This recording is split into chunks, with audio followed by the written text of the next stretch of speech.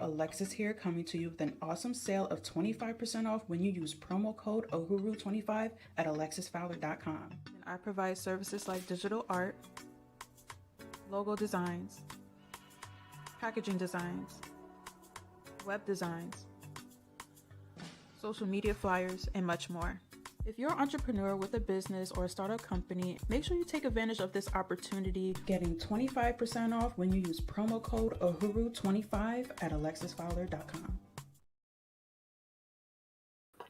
Peace, fam. I hope all is well. I hope your Sunday is going well. I hope your Sunday is off to a great start, or your Sunday is ending on a great note. Do me a favor, hit the like button again. Please hit the like button.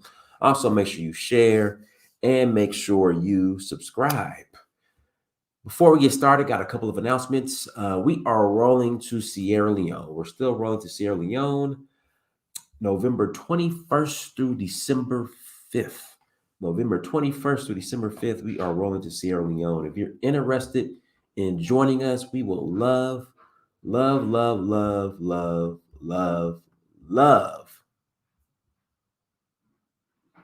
to have you all.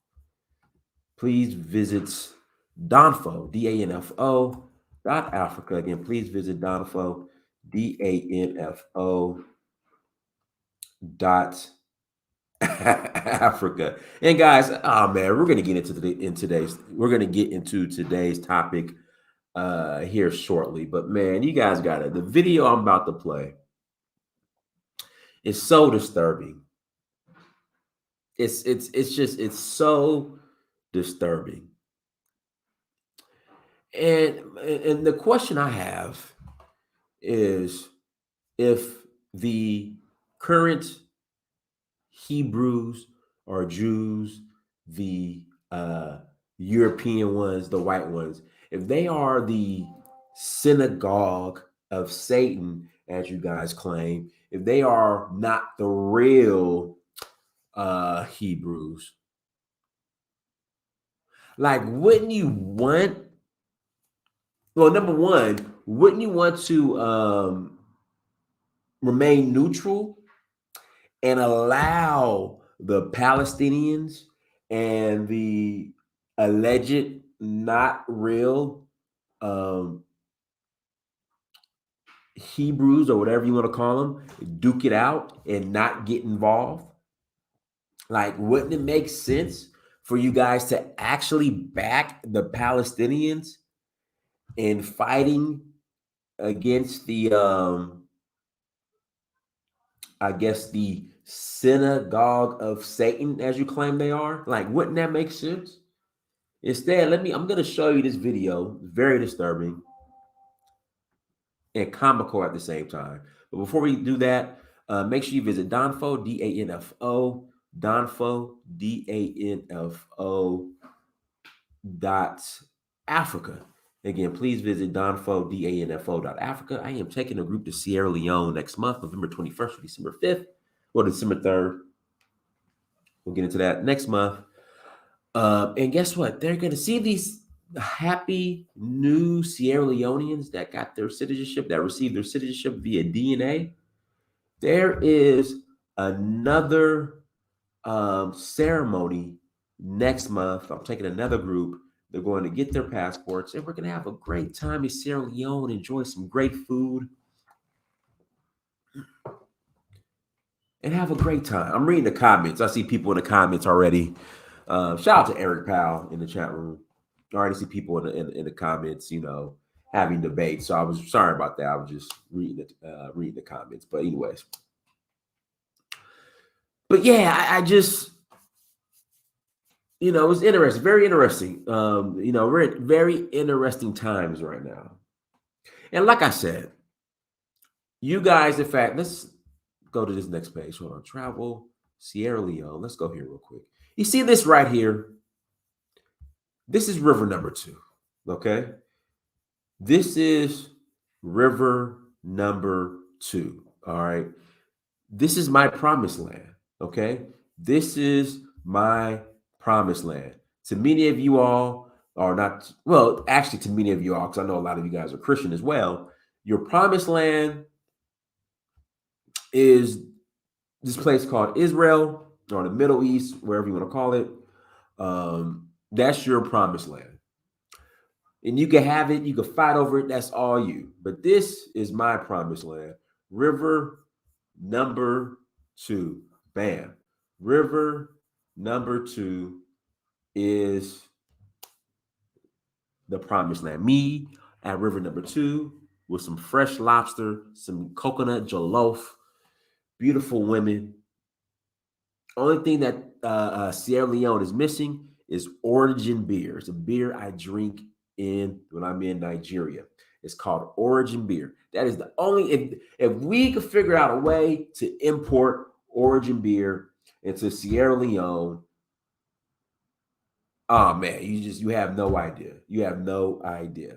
But I take and fully accept my country of Sierra Leone as it is, river number 2, as the Holy Land, as the Promised Land, even if I do not have Origin beer.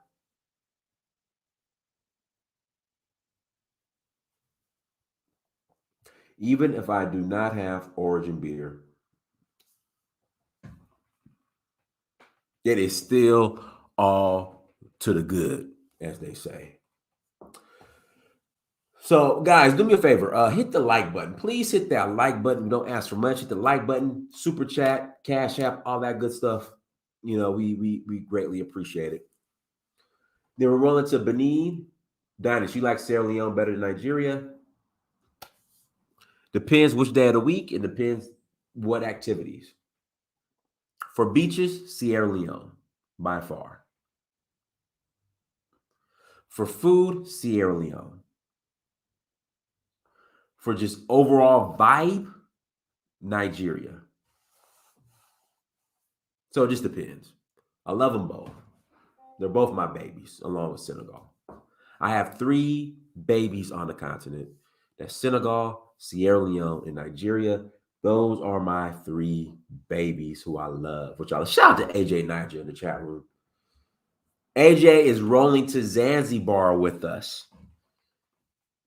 AJ is rolling to Zanzibar with us. We'll be leaving November 12th. So from Zanzibar, I'm going straight to Sierra Leone to meet my group in Sierra Leone. Again, from Zanzibar, I'm going straight to Sierra Leone to meet my group in Sierra Leone.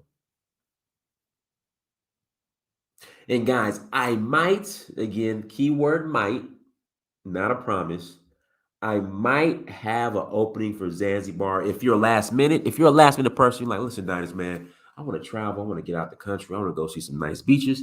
You can roll to Zanzibar with us. I might have, just hit me up, go to Danfo.Africa, send me a message, and also include your phone number in that message, and I would greatly appreciate it. And AJ, I got to pack your Niger jacket. I got to pack it. I thought I already packed it. I didn't. I need to pack it. Just remind me again after the show to pack it, because I promise you that jacket, it is yours. That jacket is yours. That Niger jacket. So yeah. Again, go to Danfo.Africa, hit me up, send me an email, include your phone number, and we can chop it up. All right, let's get into today's topic. Y'all, you got to look at this. Guys, hold on. You guys got to see this. Hold on.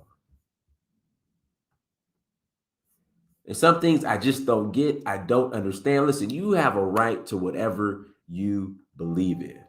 Okay? That is your right. But some of the stuff I just don't understand. And I have my own theories, and I might do it.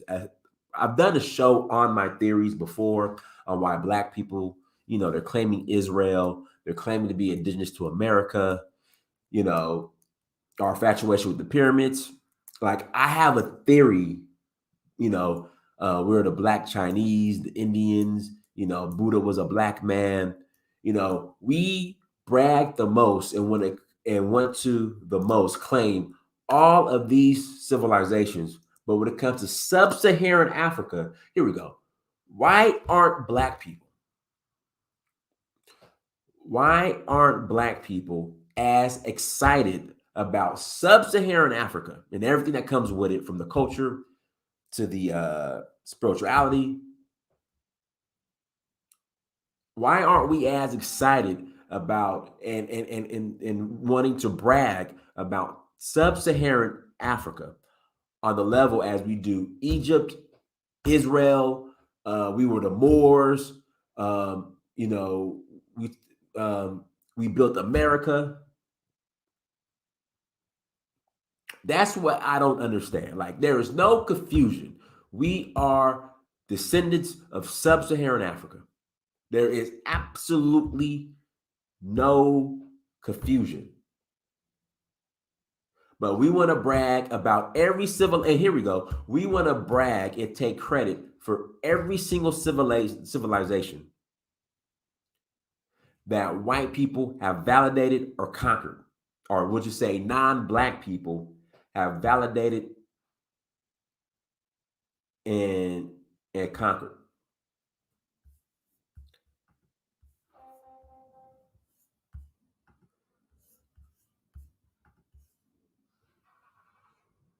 Again, like, white people have validated and conquered.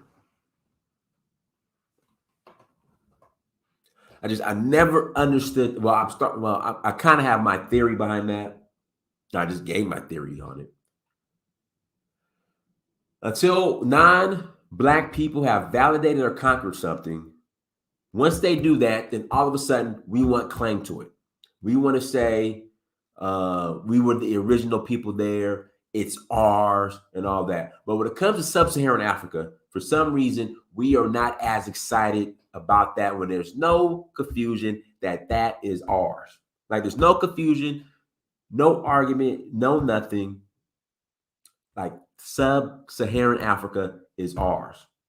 But let me play this video. This is very interesting right here. Let me play this video. So these are Black Hebrew Israelites here in America fighting against Palestinian protesters. Well, I guess that'd be the right term. Palestinian protesters here in America. And I'm just thinking to myself, if somebody made, Palestinian activists, I guess, the comment that, okay, if these Palestinians, so, the Black Hebrew Israelites say that they are the true Hebrews, the Hebrews are black, Israel is Northeast Africa, and, all this other stuff.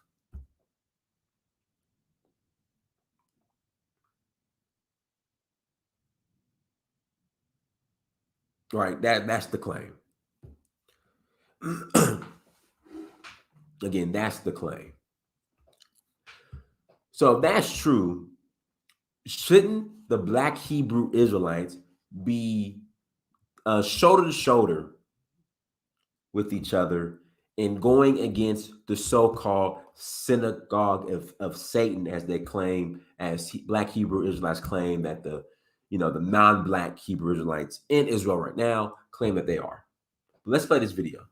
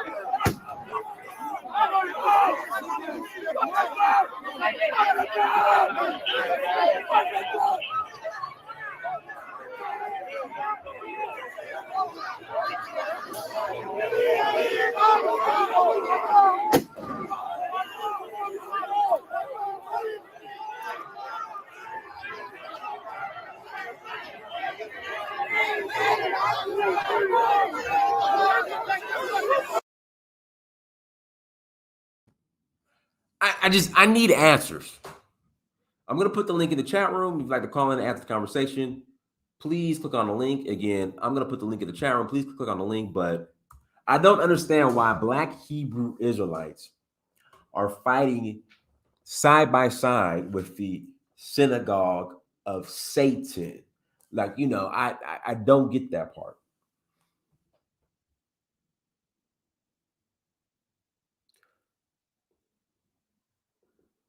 That's the part I don't get that. Arabs are not Palestinians. Palestinians are Arabs. Okay, is this the Okay, all right, whatever. All right. Go ahead, second Exodus. Yeah, short answer. Thanks for having me on here.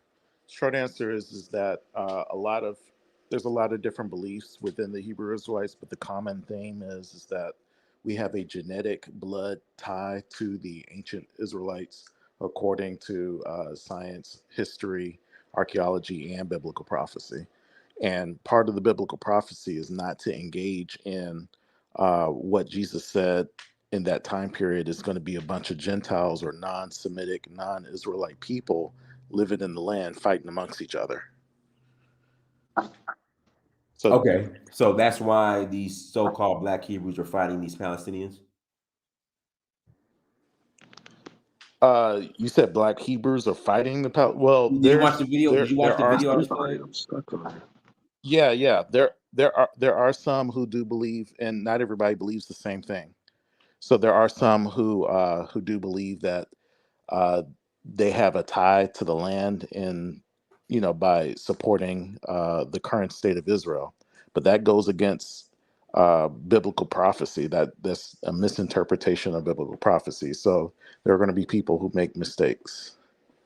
Okay. Go ahead, T. Khalid. No, I think the Palestinian supporters shouldn't even waste their time even debating with the. Hold on, let me go. I got these dogs here. Give me 1 second. Yeah, I don't think the Palestinians even waste their time even debating with the Black Hebrew Israelites. These Negroes have no power. They are just like, Black folks in the Democrat Party always vote Democrat. They are useful idiots. Because when you go to Israel, Israel is very racist towards African and Black people. You don't see no Black Africans in any positions of powers in Israel. They're all treated like second class citizens. And when you see Israel import Jews in their country, they're not trying to import these Black African quote unquote Jews. They're trying to get the white Russians or the Americans or even Jewish Americans or even European Jews. So to sit there and look at these Hebrew Israelites, Africans fighting for a country that doesn't care about them, that doesn't recognize them, that will never give them power, and they act like they're a part of the club. They are just useful idiots. And like I said, I don't think if I was a Palestinian, I wouldn't even recognize talking to them. These Negroes have no power. They just out there just making noise like they always do to be noticed. Like even and I'm not trying to attack the Black Hebrews like cause, but they don't go nowhere and they're very rude. Like no one's gonna listen to you when you're over there shouting at people, trying to force them to convert into your religion. It's all childish and trivial. So yeah, I do think that they are, just useful idiots boosting up a country that will kill them, that doesn't care about them. And Black folks gotta stop doing this. Always trying to be a part of something that has nothing to do with them. Even when we look at the state of Israel, the state of Israel was formed, I believe, in 1948. Now I could be wrong about that year, but it was after World War II, where the Jews felt like they had no other homeland. So then, Britain opened up their colonies of Palestine to them. That had nothing to do with Africans. This was putting German and European Jews and Russian Jews there. So yeah, it's silly, man. And I really am interested in a Black Hebrew Israelite to come up and try to defend this because, Hey, I just want to see where we it's got going. one on right now. We got one on right Yeah. now. Okay. Second Exodus. Go ahead, second Exodus. Well, so here's the thing. I'm not a Black Hebrew Israelite in that sense, where you're out in the streets cussing folks out and stuff like that. What I am is I was just a regular guy taking DNA tests, looking up my ancestry, did African ancestry, did 23andMe, did some research, read papers, and realized that there's a lot of African Americans today who are actually Semitic, who can trace their origins back to Northeast Africa. So, that's the standpoint I'm coming from, along with the history books. So you mentioned earlier about the British coming in, bringing in, we call these people Ashkenazi Jews, bringing them into the Middle East. And so all that was based on the Balfour Declaration, and that goes back to a 1618 paper that I was reading, back in 1618, where they were replacing the black Sephardic Jews and putting them into slavery while protecting the Ashkenazi Jews and allowing them to go into banking and money lending. So let me ask you. So then, why are they protesting against Palestinians and not the Israelis? You see, that's the silly part, because we all know that you can't criticize Israel anywhere. So these Negroes ain't fighting against no power structure. They are no different from CNN, Fox News, Ben Shapiro, or the whole power structure. Just useful idiots out there on the streets already defending a state that gets billions of taxpayer money from the United States, that gets absolute all types of protection for the UN. Like, what power structure are they fighting against? You know what I'm saying? They're just useful idiots. I'm sorry. Like, there's no excuse for seeing black folks just act like idiots, not even knowing what's going on. And then on top of that, we don't even know. Actually, let me just bring up the Balfour Declaration. See, once again, this was not done in support of African Jews. This was in support of European Jews. These Negroes are fighting the wrong fight. Why don't y'all, if Israel is truly the homeland of the black Hebrew Israelites, then they fighting against the wrong people. You got to first take out these powerful white European Jews first. Like, crying when Hamas attacks white European Jews and acting like their homeland is under attack is absolutely ridiculous. And they're just being shields for the white European Jew. That's all that is. Yeah, it's colonization. That's all it is.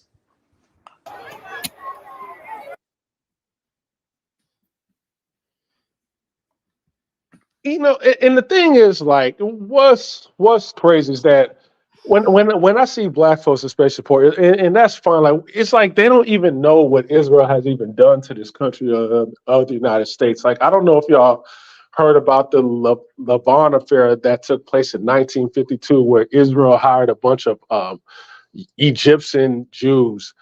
So I believe they placed like a bombs in a U.S. embassy, but it was turned. They got caught, but had they not been caught, they would have blamed it on the Palestinians.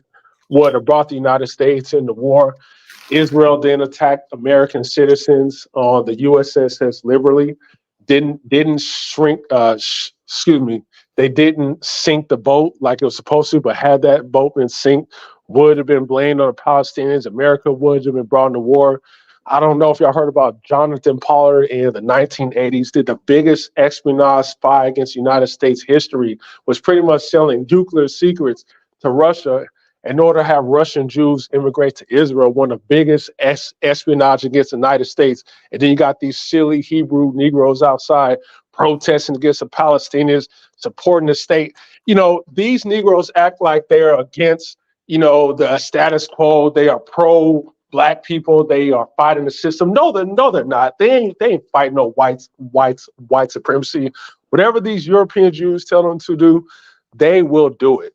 That's the embarrassing part about it. Let me pass it to Missy Barr. Go ahead, and I'll pass it to Ship herself. Go ahead, Missy Barr. Good afternoon. Good afternoon, everyone. I don't know if you can hear me. Loud and clear. Go ahead. All right. Well, just in one word, what the black Hebrew Israelites, what they're suffering from is Stockholm syndrome. It is a sad day that you can see Black American particularly that knows the history of America. They understand what the so-called forever victim have been doing to Black America in this country.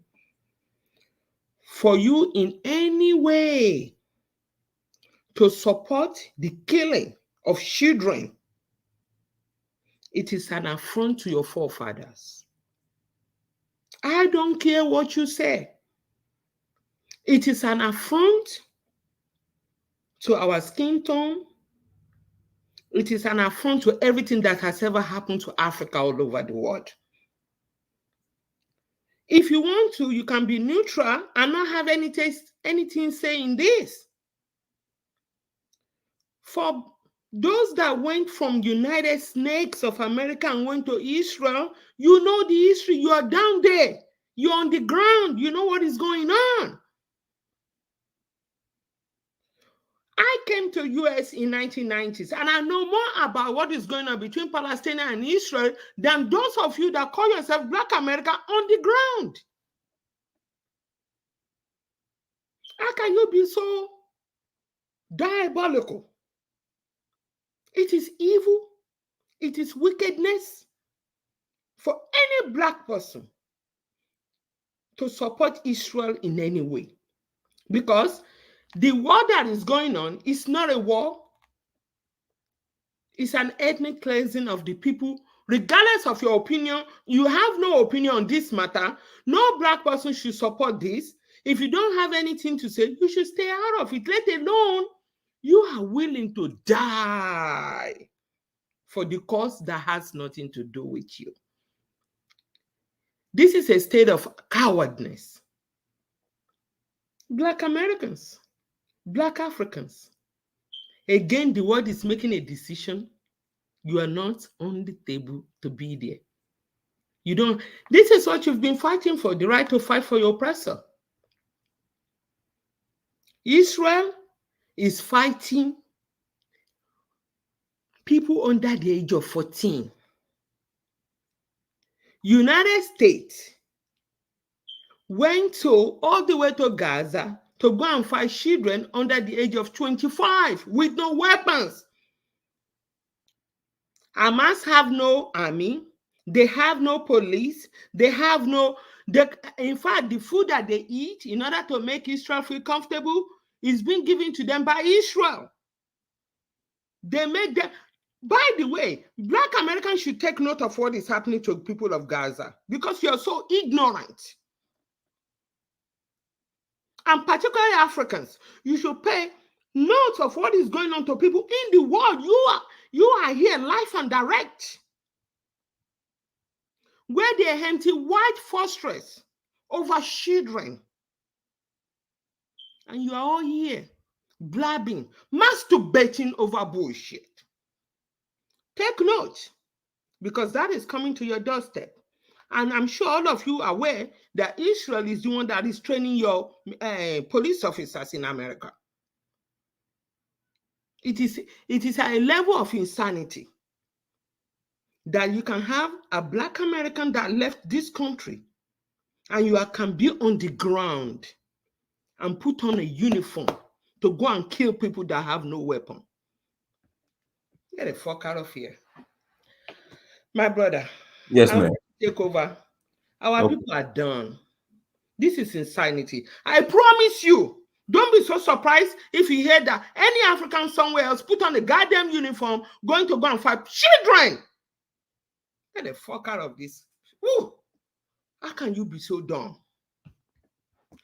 Thank you. I can't take this. I will not let. I will let my mind. I don't. The ship will sail. Go ahead. Ship will sail. Go ahead. Thank you, my brother. Oh, you're welcome. Unmute yourself. Ship will sail. Ship will sail. Unmute yourself. They're pro. They're holding up Palestinian flags. Am I correct? Who? The Black Hebrew Israelites, or? Are you watching the video? Yeah. Does it look like they're holding up Palestinian flags? Oh, okay. Because I thought I thought those were the Black Hebrew Israelites. I guess my eyesight messed up, but so they're pro-Israel. That's strange. I mean, the so-called Israelites, they're supposed to be the current day Israel is supposed to be the Synagogue of Satan. So I don't know why they're rooting for that for those people. I kind of, in a sense, agree with the last lady who was speaking. They should be in the middle ground because both the Palestinians and the so-called people in Israel today, both groups have mistreated Black people across the world. So, that's not really their fight, to be honest. I agree. To Nigel, go ahead, to Nigel. Yeah, greetings, this is Dynas for having me, and greetings to everyone on the panel, the chat, and to the viewers. I remember we were on this, channel and panel some weeks ago, and there was this debate between the Hebrew Israelites. I did warn about the soft power element of what they are doing, because it's not benign. And clearly, from what you are saying today, that they've actually gone and started fighting on behalf of this Israel. It tells you everything you need to know, what ideology and just philosophical differences can make. And because of this, I think we are currently working with some for our people to come up with our own philosophical and ideological base. Because this is a problem. We have our people every time they are willing to sign on to anything else. FBA, Hebrew Israelites, former Egyptians. There's nothing we don't sign up to, other than what we truly are. And it's a big shame, and it needs to be addressed, because there are consequences to these things. And those people that are willing to put their lives on the line for the Israeli state today, maybe if we had our own ideology and our own message that we're getting out there, other people will be joining our own struggles, and these people will be in our own struggles, and maybe we'll be better off today, because these things are not without consequences. And I believe that there's no point complaining anymore, and we've already started working on a different path. And the reason why we are doing this is because Pan-Africanism seems a little bit limited to an extent. It limits us to within our own group, and we need to start having a different type of philosophy that is couched in whom we are, and that the world and anyone can sign up to, that gives us this element of soft power. When you say soft power, it sounds soft, isn't it? But these are people that are putting their lives on the line. They are willing to spill their blood for some other people that may have even done them serious harm and their forefathers serious harm. It tells you the power of these things. It wasn't all Africans that brought Islam into Africa. Africans did. Africans fought and died for it because of a simple ideology somebody created in the Middle East. How crazy is that? And we have the thing I love about Europeans is that whenever they want to sign up to anything, they own it. They take it and own it. They took the Christian faith and put it in Rome. And if they want to copy anything from you, they would demand ownership of it. Even Islam, when they started, before, when Muhammad was alive, they used to pray to Jerusalem. Then he said God told him that they need to change to facing Mecca. These people understand strategic thinking. They know how to better themselves, and we have never done that. And I think that needs to change. And it's a sad thing to be seeing some of all this stuff. But if we want to stop it, we have to have our own message that our people sign up to, and the world will sign up to. And I'm sure there is something great that we can do with that. Thank you. I'll leave it at that. Do you guys know who started the transatlantic slave trade? The Hey, now we Portuguese. got to be careful, y'all, because we have to remember we're on YouTube, man, and you got to understand YouTube is not a platform that allows you to speak truth. So if you speak too much truth about that certain group of white folks, they will ban you. And unfortunately, and just me saying that should let these Hebrew Israelites, these Black Hebrew Israelites know that's where the power structure is at. You know what I'm saying? Like, something that is powerless is what you can criticize it and nothing happens. But if something that is supposed to be a quote unquote victim, but when you call that victim group out, you get canceled. YouTube will take you down. Banks may end up canceling you. I mean, we see what happened to Kanye. You got to start questioning, why is that? You know what I'm saying? So yeah, I definitely know about the transatlantic slave trade, but the thing is, because we're on YouTube, man, you know, out of respect for Dinah's channel, I think we should be really careful about talking about that topic. Guys, I hit the mean, like button again, please. Hit the Jewish like people button. started the transatlantic slave trade, so See, these black Hebrew once Israelites again, shouldn't man, be we got to be supporting. respectful of Dinah's channel, and I get from the standpoint. I'm telling you this, man. You have to be really careful talking about that topic. You know what I'm saying? That's why Farrakhan and the Nation of Islam is getting banned everywhere. You know, they wrote that book, but if you talk like that, I'm telling you, there's going to be repercussions. That's all I'm saying. That's Guys, what do me a favor. Hold on. Hit the like button again, please. Hit that like button again. Hit the But like button. Well, how long are we going to be fearful? Yeah, but bro, you should be fearful on your own channel, fearless on your own channel. But when you're dealing with other people's channels, out of respect for their channel, because this is not our channel, we shouldn't be talking about things that we know that's going to get people canceled. I get what you're saying about being courageous, but this is I mean, this is he not made our the channel, topic, so bro. we're going to have to speak Yeah, about it, but right? this is not our channel, bro. That's all. That's all I'm Yeah, saying, man. let me pass it to Q. Go ahead, Q. Yeah. I'm gonna be honest with you. When it comes to the whole conflict, this is not black people's business to sort out. It's just not. It's no more than if it was a conflict between the North Koreans and South Koreans.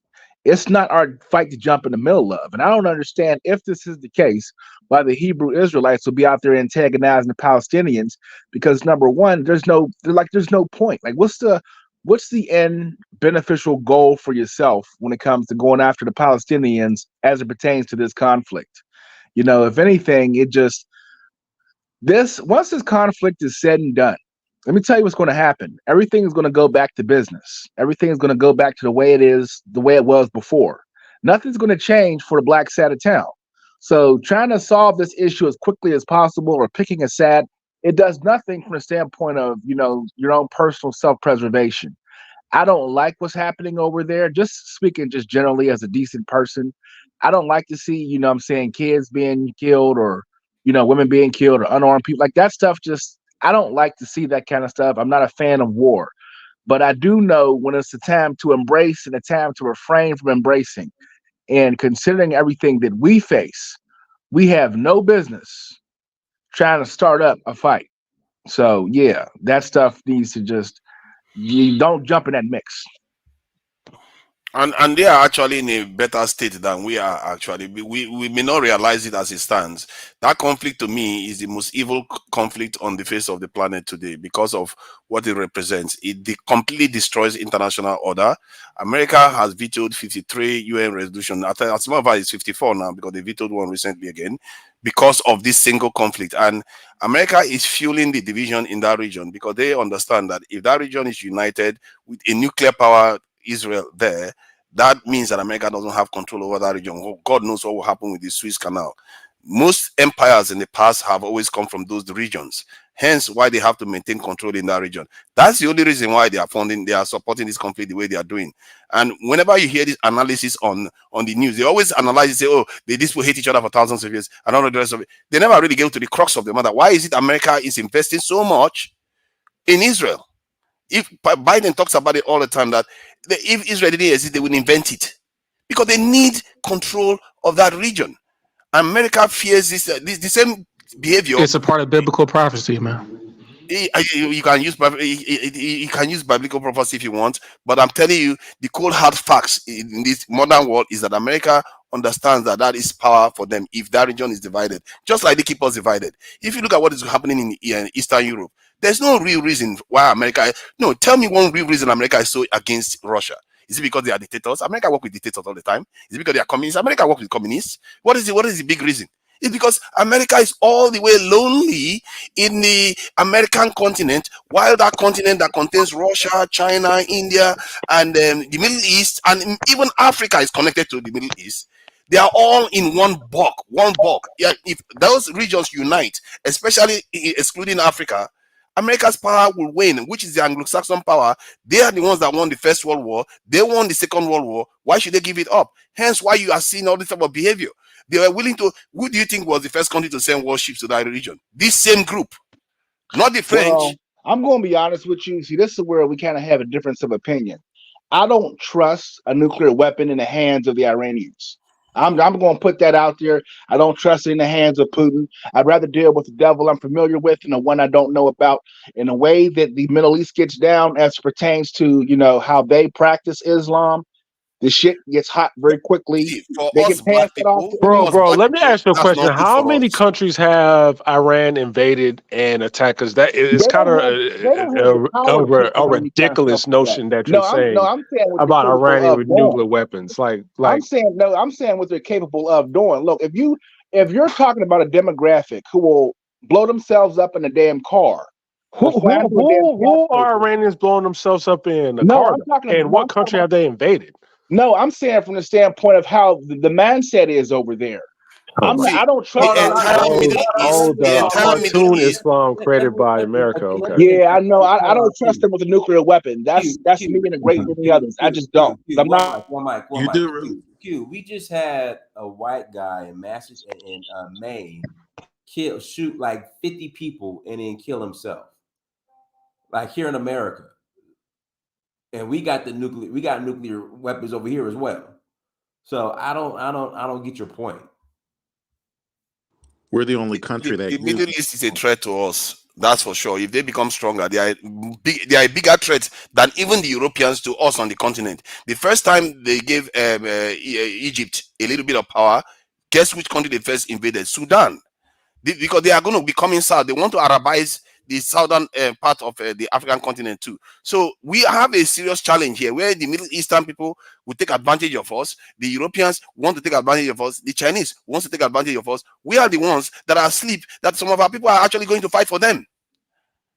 In terms of morality, clearly what Israel is doing is immoral. They got seduced by power that Americans have given them, blinded them to the idea that they are immortal, they can do whatever they like, they are stealing people's land, being cruel to them because they think they can get away with it. That's what human beings do. But if you look at it from the point of view of morality, what Israel is doing is awful. If you look at it from the point of view of Martin Luther King, where in a world where people decide, judge people based on the content of their character, what America is doing is evil there too. It's as much as the most evil thing because it's destroying international order. It's all it's saying is that whoever has power is right. That's basically what it's saying. However, how it matters to us is that region is just as dangerous to us as Europeans are, and we all have to wake up to it. And this conflict could stop if America was a neutral power, but it's not. And I'm gonna kind of bring this back to Trump because when you think when Trump was running in 2016, when he went in front of the RJC, which is the Republican Jewish Committee, and pretty much said, "I'm going to be a neutral. I'm going to be neutral in the Israel-Palestine confrontation." He got a lot of boos, and I don't know if y'all remember that, but he kept saying, "I don't need your money." And what people don't understand is absolutely, if America became neutral in that conflict, meaning we're not supporting the Israelis, we're not supporting the Palestinians, whatever UN laws y'all break, y'all are going to be subject to that.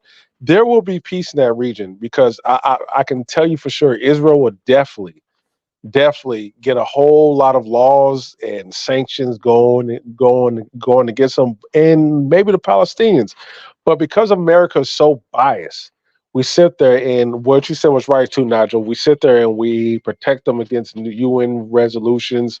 We tell them they can do whatever they want. We give them billions of dollars. They have no incentive to change. And lastly, what you said is evil. Y'all don't understand what's going on in Gaza right now is so crazy. So Israel controls their electricity, water, telecommunications. Do you know that they cut off all the telecommunications in Gaza right now? So what that means is that if there's an ambulance or any type of emergency needed, they can't call no one. It is radio silence. It's so bad that journalists cannot report what is going on the ground. If that's not evil, I don't know what is. Oh, go ahead, Chrissy. Unmute yourself. Yes, hi everyone. Hey. No, I agree with what he just said. This whole Hebrew Israelite thing. I've really been paying a close attention to just like a lot of the imagery and following a lot of the journalists out of Palestine. And I think that the Hebrew Israelites can learn something from them. Instead of maybe fighting them, like what have they built for their people? Even for the Hebrew Israelite community, there's no infrastructure, there are no systems. I think they really should focus on that. Sorry, I was distracted by something. Yeah, what is happening is just absolutely horrendous. It's wicked. I think we also should be paying attention because if they can do it to them and no one steps in, I think we, especially as Black people, should really be paying very close attention to this, and not necessarily saying, hey, it's not my problem, F the whole situation until the problem knocks on our door. Really pay attention to what's going on, because that could very well be us. That could very well be us, what they're doing. And pay attention to the United States, and pay attention to the politicians who are going along with this. If you would go along with children being blown, we see it. This is the first time I think we've ever seen, outside of maybe the Vietnam War, seen war live. I've seen a father hold a piece of his child, a piece of a baby, skin and flesh, and a piece of their leg. You know what I mean? I've seen things I've never seen before. And you still have American politicians acting like it's no problem. It could happen right here in our backyard. And I think as a people, all these little petty differences that we carry on with, we need to really get our SHIT together. Because one thing I could say about the Palestinian people, even in their suffering, they put God first. Even in their suffering, they're united. You see those men coming together, they're working like a unit, getting people out the rubble, comforting each other, getting the women, getting the children, even in their suffering. And they're way more organized as a people than we are. So we really need to get our SHIT together, or where we would have already been done if this was happening to us. So I think that we should take all those things into perspective. It has happened to us. I mean, in the way it hasn't happened to us, in the way it's happening to them. We have not had, yes, there's Tulsa, but we have not had consistent barrage over almost a month of bombs dropped on us. Like it's not happening now. And I think a lot of times I hear Black folks saying, oh, we whatever. In 2023, Black people, that is not your struggle. It's not. And I know we like to just kind of like always say, like, oh, we are at the forever victim, whatever, in every situation. We have a lot more power than we like to admit to, because power comes with responsibility. We are not in a condition that the Palestinians currently find themselves in 2023. We're just not as a group. It's just not true. Not in the United States, at least. For centuries. For centuries. They're not showing any kind of strength we haven't displayed. Everything that we've shown has been torn down. And we had to rebuild and rebuild and rebuild and rebuild. So they're not showing us anything new. In 2023, where there's more opportunity than you've ever had at your disposal, information, knowledge at your fingertips, opportunities for organization, we currently are not facing what these people are facing. Absolutely not. And also what Black folks understand is that there's a current blockade going on in Gaza. So I don't know what y'all know what that means, but just take, for example, the United States of America. We're sandwiched between Mexico and Canada. Okay, let's say Canada is Israel and Mexico is Egypt. So Canada right now, Israel right now is controlling resources going into Gaza, literally. So they are blockading concrete, medical supplies, foods like macaroni. I mean, they literally control what comes in and out of that country. A lot of people are starving in that country. When bombs like this go off, they can't even have concrete to rebuild their infrastructure. So at some point in time, you are going to resist. That's why they call Gaza an open air prison. People are going to resist. And then we get these silly Hebrew Israelites. And I honestly think the only reason why they're out there protesting, fighting against the Palestinians out there, because they want to be relevant. And maybe they're seeing a bunch of people upset about the situation, so they want to just stick their nose in it. I think they're all ignorant to the situation going at hand. And like I said before, Israeli Jews don't even consult them on anything. You know what I'm saying? You can say anything you want about a Hebrew Israelite, and you will not get canceled the same way you get canceled, like how Kanye West was calling out them other people. So it's just stupid. And one last thing, I don't know if y'all noticed what's going on with Elon Musk Twitter, but in Europe, the EU passed some type of social media law where they're requiring social media companies like Twitter, Facebook, and YouTube to report to them how they're getting rid of misinformation, especially on Twitter. And they're having Elon Musk like literally report on this specifically due to this Palestine and Israel situation. If that's not power, I don't know what is. And Black folks need to wake up. Yeah, First, I see. Sorry, let me just add this. In the region as a whole, the Middle East, recently they have begun to start having, for me, a higher collective intelligence. What I refer to that is that when the people start acting in their own interest, regionally, you can describe that as having a higher collective intelligence, because you saw the diplomatic relationship restoration between Saudi Arabia and Iran, and there was supposed to be one between Israel and Saudi Arabia that Americans were working on until this stuff occurred, and immediately the whole thing went ballistic. So in terms of regionally, their collective intelligence is quite low. I was speaking to a Saudi Arabian, I was asking, like, you guys have a nuclear power in that region and you're busy fighting each other. Who are you fighting for? If you guys were smart, you put your house in order, take over, and the power you wield in the world will be very, very significant, because that region has always been governing the world. But the Israelis, because they are, for some reason, they bought into the idea of what the Americans are promising, that, oh, you are all powerful, we are going to give you all this power and all the Europeans are very clever. They make you think that you are the most powerful entity out there. No, you are not. They are still in control, and they are aiding Israel to divide the region so that it will serve their interests. That is the only reason. I can't believe the skill it takes to do something like this, deliberately inciting division among brothers and sisters. It's unbelievable. And the way people think, you have to understand the way these people think at a higher level.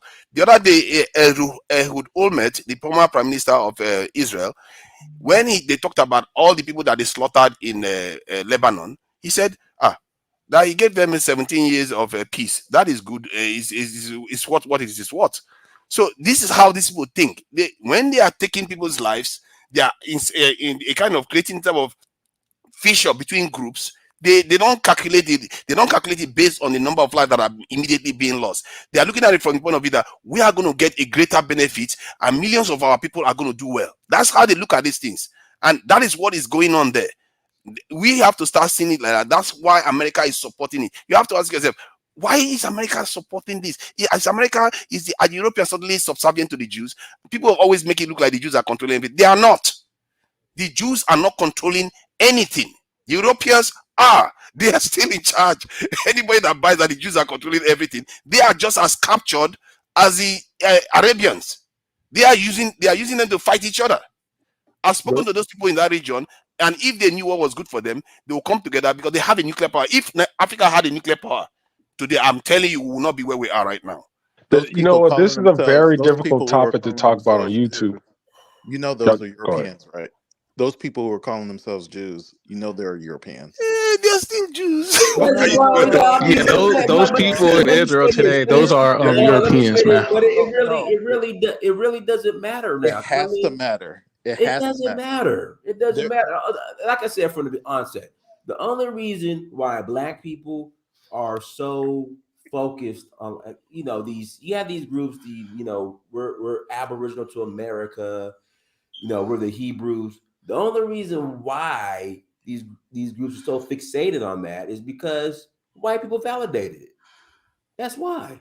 No, there's literal resources. I got That's a good point. I got a book pulled out right now talking about how the ethnicity of Jews went from black to white. This is Portman. But being the Jew is a religion. It's like a race. You convert to being a Jew. Like I could be a Jew. You're right talking now. about Hebrew. When I'm talking, I'm using it interchangeably. So what I'm saying is that in these references and these sources, that's why I want everybody to start reading. In these references, it talks about the switch. They switched it from the Middle East originally belonged to Black people. Oh God! Like we keep using black and white and all this stuff. look. If Let's I not said start that, that one now. look. There's If, historical proof. look. Let me finish.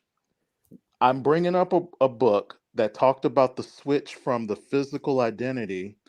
This is not written by Black Hebrew Israelites. This is written by Europeans.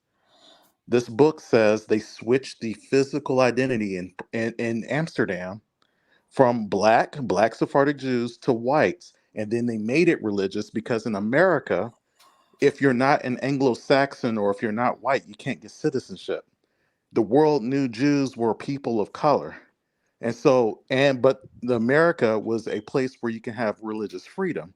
So how do you become a Jew and get American citizenship? You make it into a religion. Now white people can adopt a religion and call themselves Jews.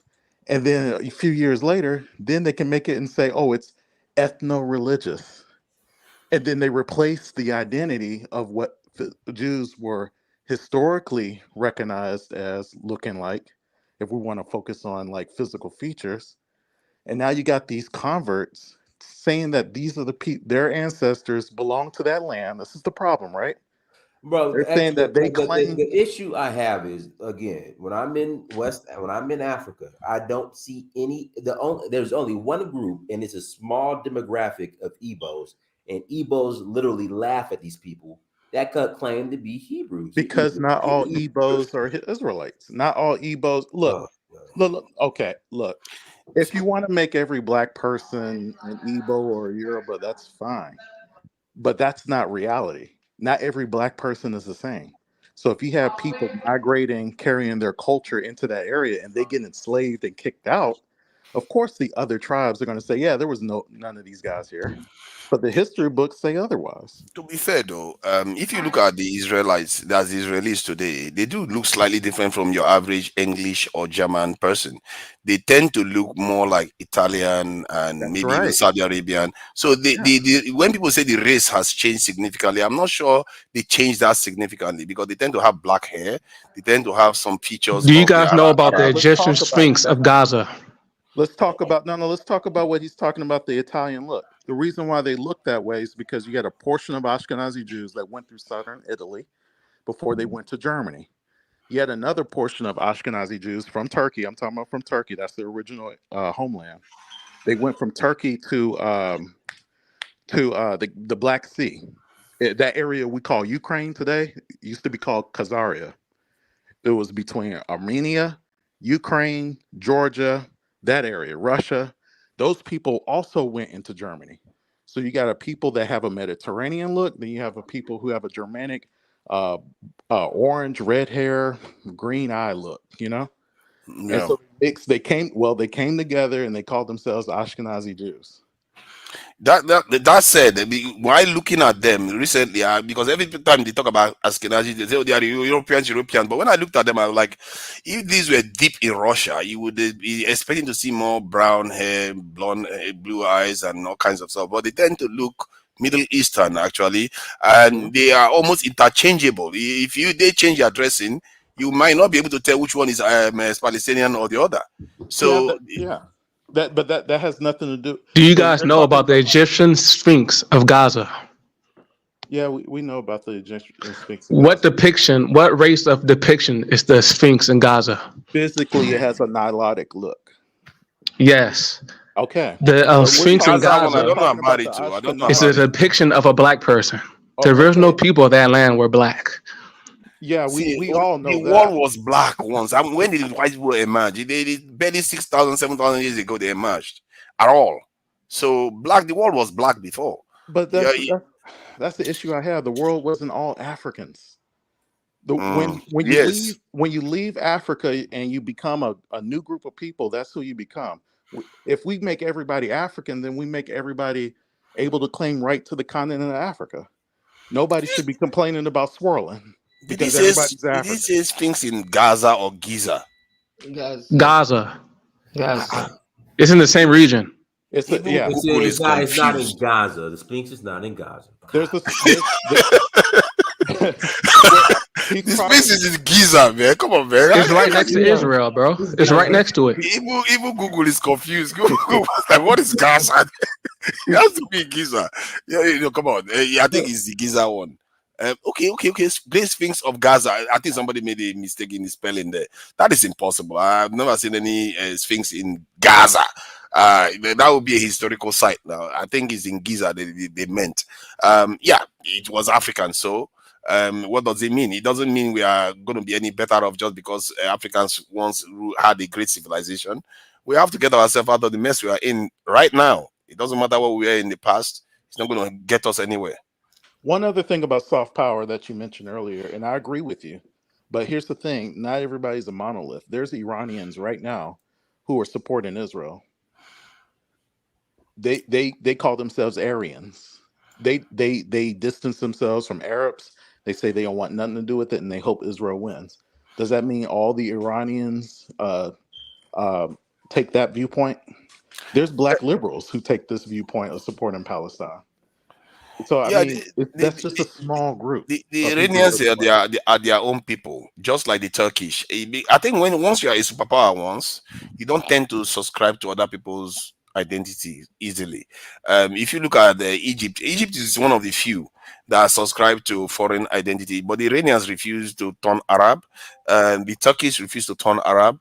So, but if you look at many North African countries, even the war that you are seeing in Sudan right now, there's a lot of Arabization, this agenda that is going on there. So it's a problem. And some of this Arabic culture, they are very subtle and very corrosive to other people's culture. And it's something that we have to be aware of and cater to. If I always tell our people, if you want to practice this faith, you have to own it. You can't keep subscribing to their language being the language of angels, and that you have to be facing their country to be praying every day. That kind of stuff is some serious soft power you are conceding to other groups. When it has been proven by people that know how to research about religions and the origin of the creation myths in the world that Africa created these things. And yet, our people are so happy to sign up to anything the desert dwellers tell them. They tell them not to eat their bushmeat anymore. They will not eat it because the lamb that the desert dwellers have is better. I was like, why do we always subscribe to other things? People live in desert. They don't have good environment. We live in a lush environment with all the bounties of nature given to us. And what do? We say we are the less we don't have much to cry about. It's crazy. Do you know an Israeli official in Nigeria recently, just last week, he was talking to a Nigerian official in Abuja. He said, we will kill to have the land you have here. And he was saying it, and he was careful because the moment he said it, he knew what he was saying because they were actually killing people for desert land. Yeah. So he had to be careful the way he was saying it. He had to retract it to an extent because you can see that his demeanor changed the moment he said that. But that is true. They are fighting tooth and nail for desert land. Why we have all the bounties and we don't even value it, and our people are going there to die for them? How crazy is that? Some of the people are, but not all of us. Some of our people, to be fair, that's true.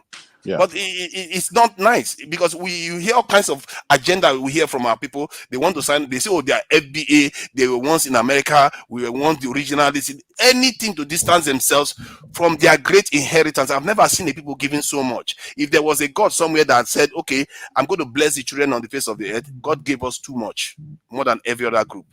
Go and look at the continent, what is God, and we are willing to sign up to every other person's agenda instead of our own. We want to distance ourselves from our inheritance. You know what I always call it? I say it's the Esau syndrome in the Bible, where Esau sold his birthright to his brother for nothing, for just a porridge.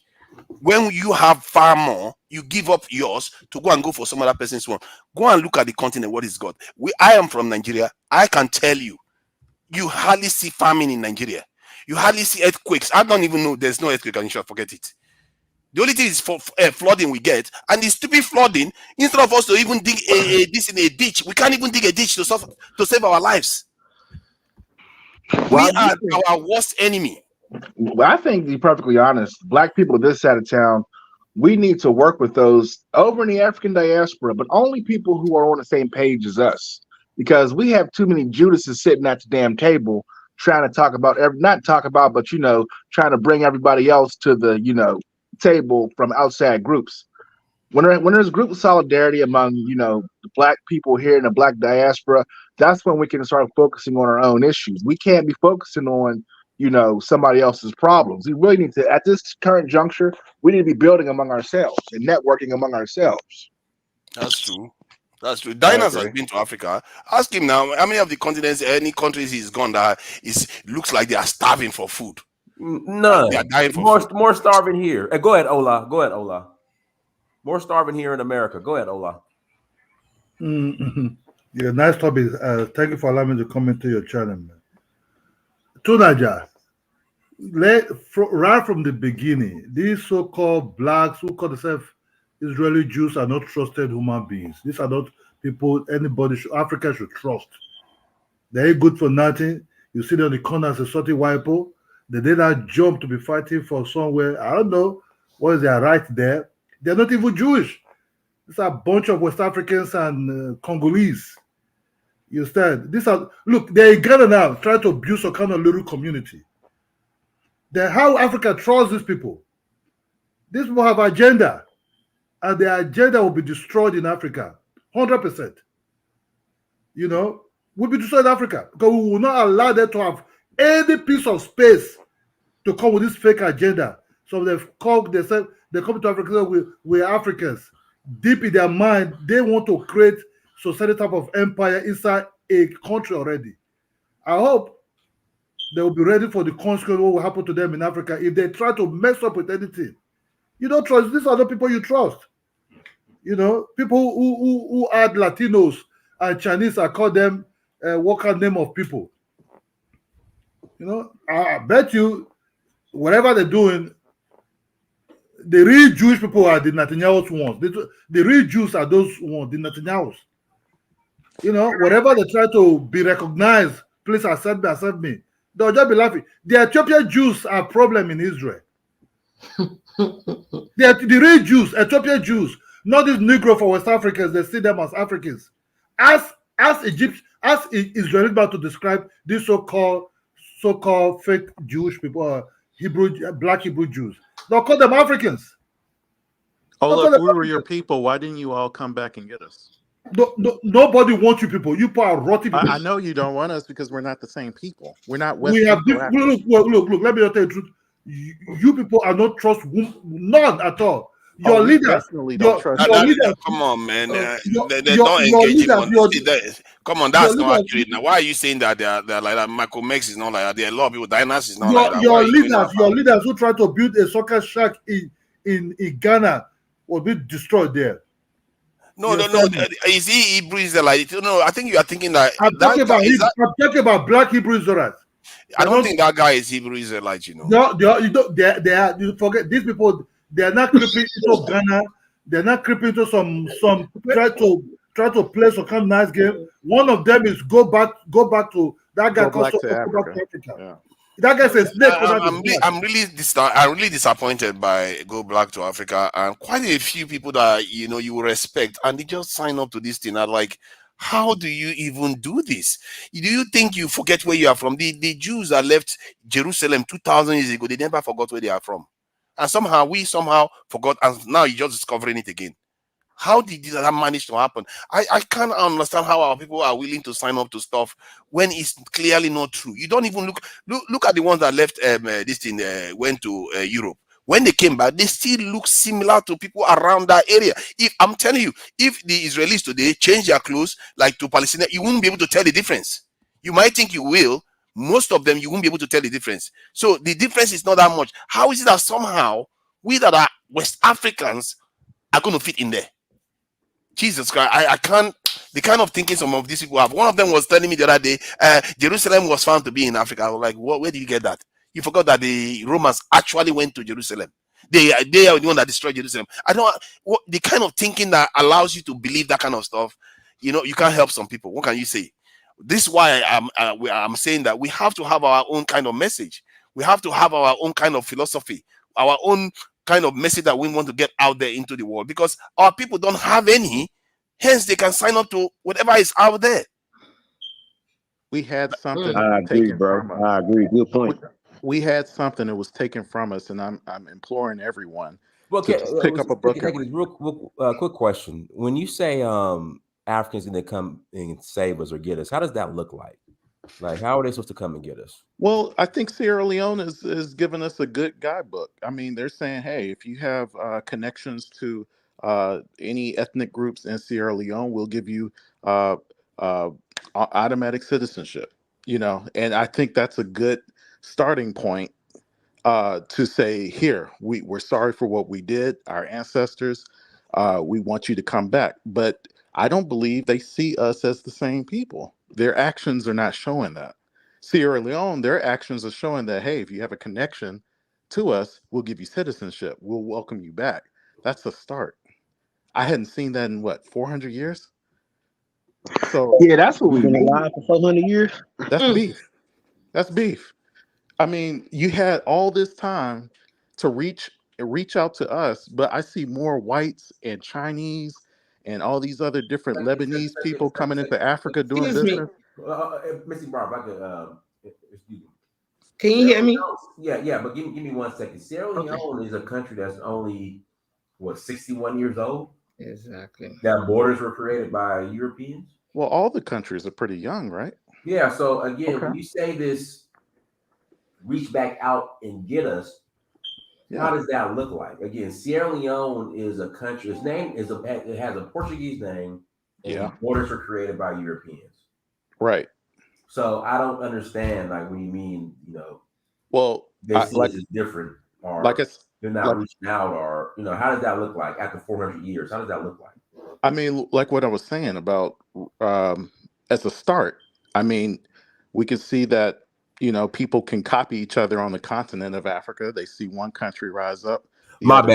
bad. I have my mic like away. Sorry about that. But hopefully you guys heard my question. Go ahead. Yeah, I heard it. Yeah. Basically he's saying, what does it look like? You know, Sierra Leone is what, only 61 years old, and you know, is 400 years. What does that look like? It looks like what Sierra Leone is doing. I want to see Ghana do the same thing. Oh, you have some ancestry, some Akan ancestry. Welcome back. We got this, you know, fast track to citizenship. Yeah, Uh, but second, that you're Israeli, so it really doesn't, like, you should be going to Israel.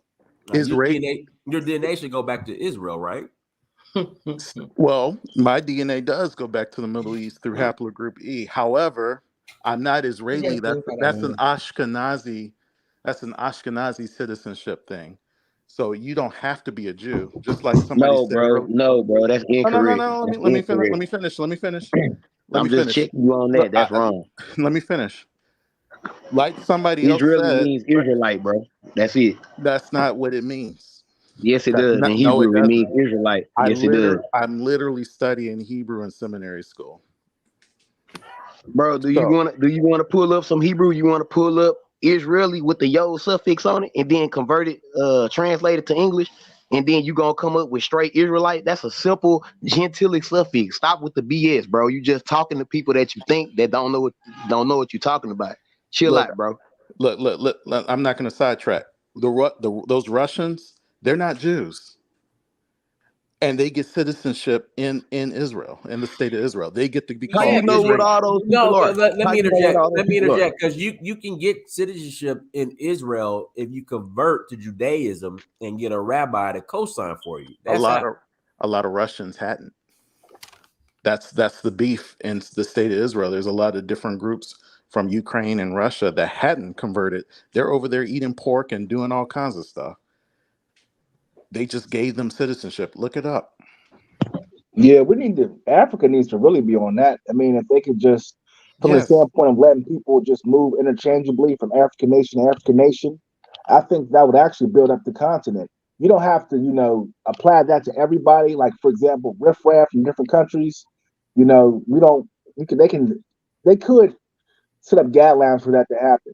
But I think that, Africans should be at that level to where we should be able to move freely among, nations. And I speak a think it's similar definitely. language like Swahili. That Yeah. y'all all over the place. Leo, go ahead. Okay. No, and you still ain't send me my money.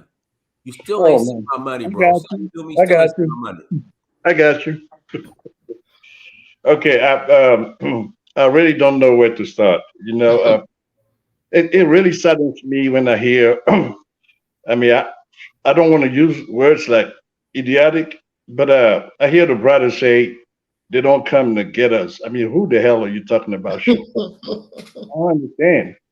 I mean, do you think that the governments that's there today in most African countries have anything to do with the transatlantic slave trade? I don't understand what you're talking about. I mean, You talking to me? you don't. Let me explain something to you. Okay. Transatlantic slave trade was not even. I don't even think it was 5% of the transatlantic. I mean, sorry. Let me come down. It was a trade between Europe and Africa, right? It was called transatlantic trade, right?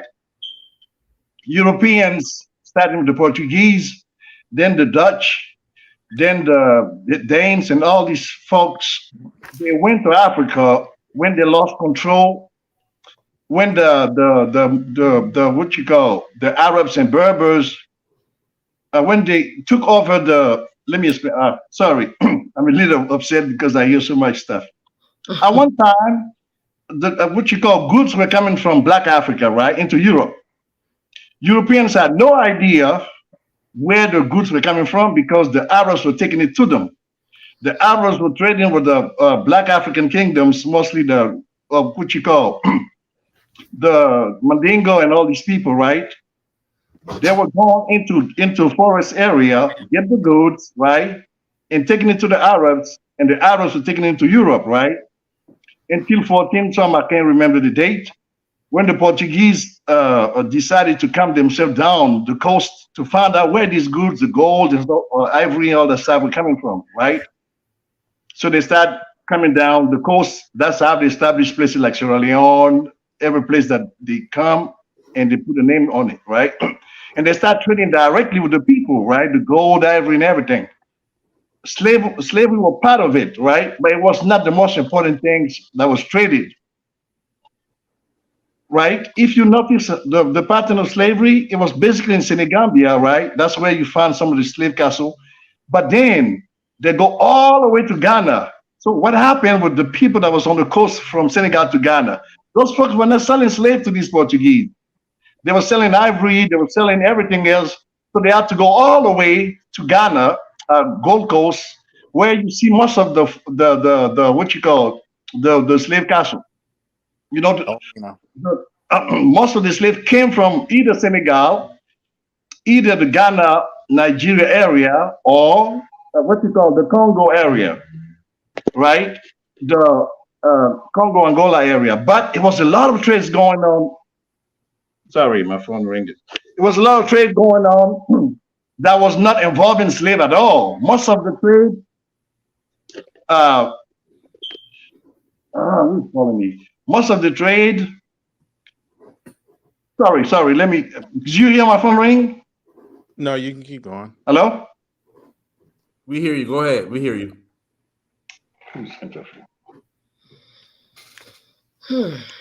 Slave trade happened all up and down that coast. But go ahead. Go ahead, Missy Barrow. Am I still on? No, let me back to Missy Barrow. We'll come back to you. Go ahead, Missy Barrow. Sorry, man. I couldn't get my thought together, but if you get me. Let's pass it. Go ahead, Missy Barrow. All right. So greetings, everyone, once again. So the brother that was saying that they were waiting for Africans to come and get them. So when are they going to come and do that? Africans really have time to breed. Just like you were being enslaved here, you are going through hell, so were Africa were going through colonization, the worst form of hell. There is a lack of understanding, a type of heartless wickedness, reckless use of word, as if Africa was just sitting there drinking coffee. It is time for us to level up on our understanding on what went on. If you want to practice a delete, where you don't want to know what goes on, Nigeria got their independence in 1960. Not a single African country has their independence up to 100 years ago. What the hell? America has been in power for well over 200 and something years, right in front of us. A country that called themselves superpower is falling apart. And here you're talking for Africa to come and get you, Black American, 40 millions of you, where you have the right to travel the world right now. Nobody is holding you up. Nobody is holding. You are here playing key warrior, ninja, online warrior, just online only. Go out, go to the world, go to Africa, go and meet other people. Go and have a conversation somewhere else. The Africans is not going to come to you right now because they're still trying to get their independence, which they have yet to fully get. All of you are sitting here. You just learned what happened in Nigeria very, very recently. Burkina Faso very recently. The very same country that have been oppressing you are still doing it over there, and you're talking rubbish. You are warriors by nature. You're playing like chicken. Many of you could really do well. You could, take for example, everybody is talking about what is going on with Palestinians. Just look at, those are children America is fighting. And don't get it wrong. This is American war. Americans, your father, your taxpayer are killing babies. That has nothing to do with us. Talking about they didn't come and get us. You better get your passport and get the hell out of here if you have your chance. Africa is still trying to survive. Many of you go and do your research on what is going on in Congo, Sudan. You have a little breathing room right now. Do whatever you have to do. There is no African country that is stopping you, but nobody is going to give you fast-track citizenship because, frankly, if I may say, many of you are just rotting.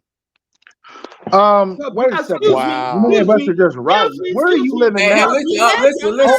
Whoa, let me interject. Right? I agree with her. Your behavior is not worth traveling. So if you're gonna go to Africa, then show up like a warrior, be the type of a man that your forefather perceive you to be. Carry your lineage. But you are not gonna get to Africa and be whining. Whining? Where do you live? Can I say something? There is no time for that, is what I'm saying to you, brother. The same language that I'm using with you is what I'm using with the African themselves to take a look at what is going on with Israel. We're not. Look at what is going on with Palestinians, because what is going on with Palestinians right now, we have a lot of Israeli in Nigeria. And I already know the diabolical bullshit they're doing there. So when we're talking, it's time for all of you to start manning up, go and get some exercise done, and start moving like warriors. Next time we all come here, everybody should have some stretching out your bones. So that we're not talking about they need to come and get us. Okay, I don't know what you're talking about. Can I respond to Yeah, go ahead, Chrissy, then I'll pass it to Black Beauty. Go ahead. Yeah, I just want to just piggyback on some of the things I'm hearing. Honestly, the whole why didn't come back in 2023 asking that question, it sounds so broken. It sounds, I'm sorry, but it sounds pathetic and it sounds broken. And I'm one of the people who I guess didn't get got, according to, whatever you're saying. Like, this is not the kind of conversations that we should be having in 2023. Why you didn't come and get us? It sounds like a child whose father left and is like, we got to get out of that. And as I said, I'll even go back to since the conversation about this whole the Israeli-Palestinian thing, just observing them as a people, just through the videos that I see. Even though, regardless of everything that they're going through as a people, they're not broken. They might have only a leg from their child being blown up, but their spirit is intact. And I think that we have a serious spiritual problem where we can come and still in 2023 having conversations of abandonment and neglect about why you didn't get us. We really have to change our language. We really have to look at ourselves and change our language. We didn't get got, right? We didn't get picked up. They didn't come for us. Now we have to move on, right? So what do we need to do? How do we need to strengthen ourselves? Again, you could even use the Palestinians as an example of a people who are strengthened and together, even in oppression. And what they're facing is real oppression, not what we talk about here in the US. Not cafe latte oppression, real oppression. And they still work together. Their families are still intact. They still put God first. They still have morality is at the forefront of them as a people, the way they operate with each other. Those are the conversations we need to be having, and how we can correct what is incorrect within our community, not these sad therapy sessions about why we didn't get got. Like we gotta move. That's crazy. It's just we can't be doing that. I'm sorry. Okay, You you're can't praising the stick your head in Palestinians the pretty sand heavy. Like we haven't faced the same stuff. Did I say that again? You're praising the Palestinians like we haven't been through this for centuries. I don't I'm understand. praising them because that. I'm seeing in my face a people who are not broken. That's what I'm seeing, even regardless we're of what they're broken. going through right now. We're broken. I've been paying very close attention to what they've been going through, and I've seen the human body mangled in ways I've never seen it before. So that's why the conversation is about the Palestinians, Israelis.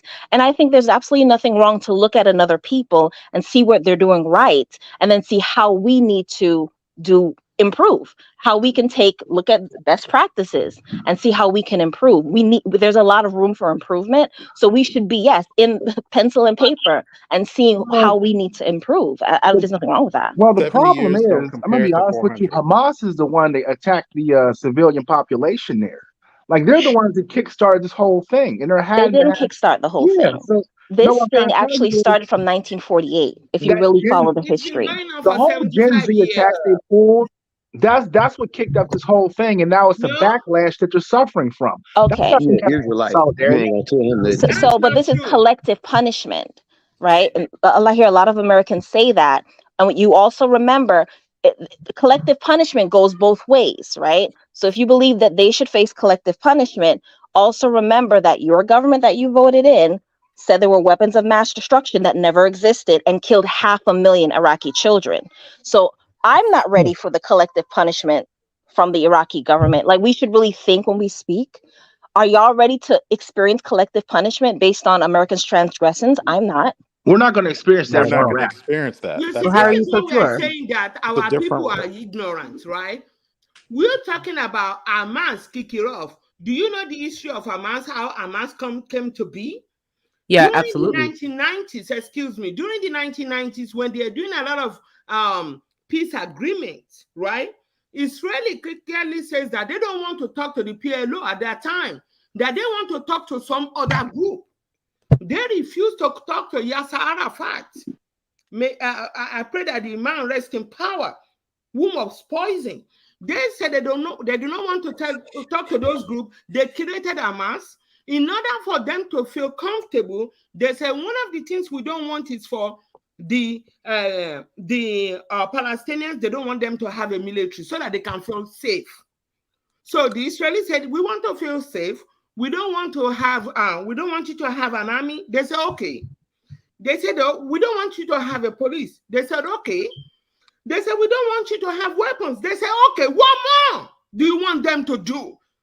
As a black man sitting here, you talking bullshit and say it was Hamas. Do you understand what is going on over there? I don't care what's going on over there. Thank you. Can I They make a were comment spraying now? them with Hi, white Black Beauty. I know I phosphorus. was supposed to go. Look, from my perspective, I know there's a lot going on. You know, I was at the bar last night. We were working. My coworker said, I just came from the protest. I said, what protest? I have no idea what's going on with these protests. I'm not paying attention to what's going on with these people issue, because at the end of the day, whatever collective backlash or whatever Chrissy just said that we're going to receive it regardless, and we have no choice. So if we want to be safe, we have to position ourselves in Africa. Now, I want to make a comment directly about going back to Africa and actually having people invite us. I don't even think it's a matter of invitation. At this point, they need all the help they can get. I feel as an African American, if you want to go somewhere, you take your passport, you take your money, and you go. And you don't business about what nobody thinks about it, because unfortunately, they don't have a choice. I'm sorry to say, but West Africa doesn't really have much of a choice as far as whether we come back or not. They should be happy that we come back and bring our resources, because at the end of the day, there's so much difficulty in those places. There's so much that has to be changed in order for us to fit in there. They need the diaspora's money. They need the diaspora to come and position themselves the same way Singapore needed their diaspora, the same way China and Malaysia needed their diaspora. So I just want to keep that in frame as well. I'm not really paying attention too much to Palestine and Hamas. I'm sorry. I don't care about it. I hate to say, I'm sorry, God forgive me.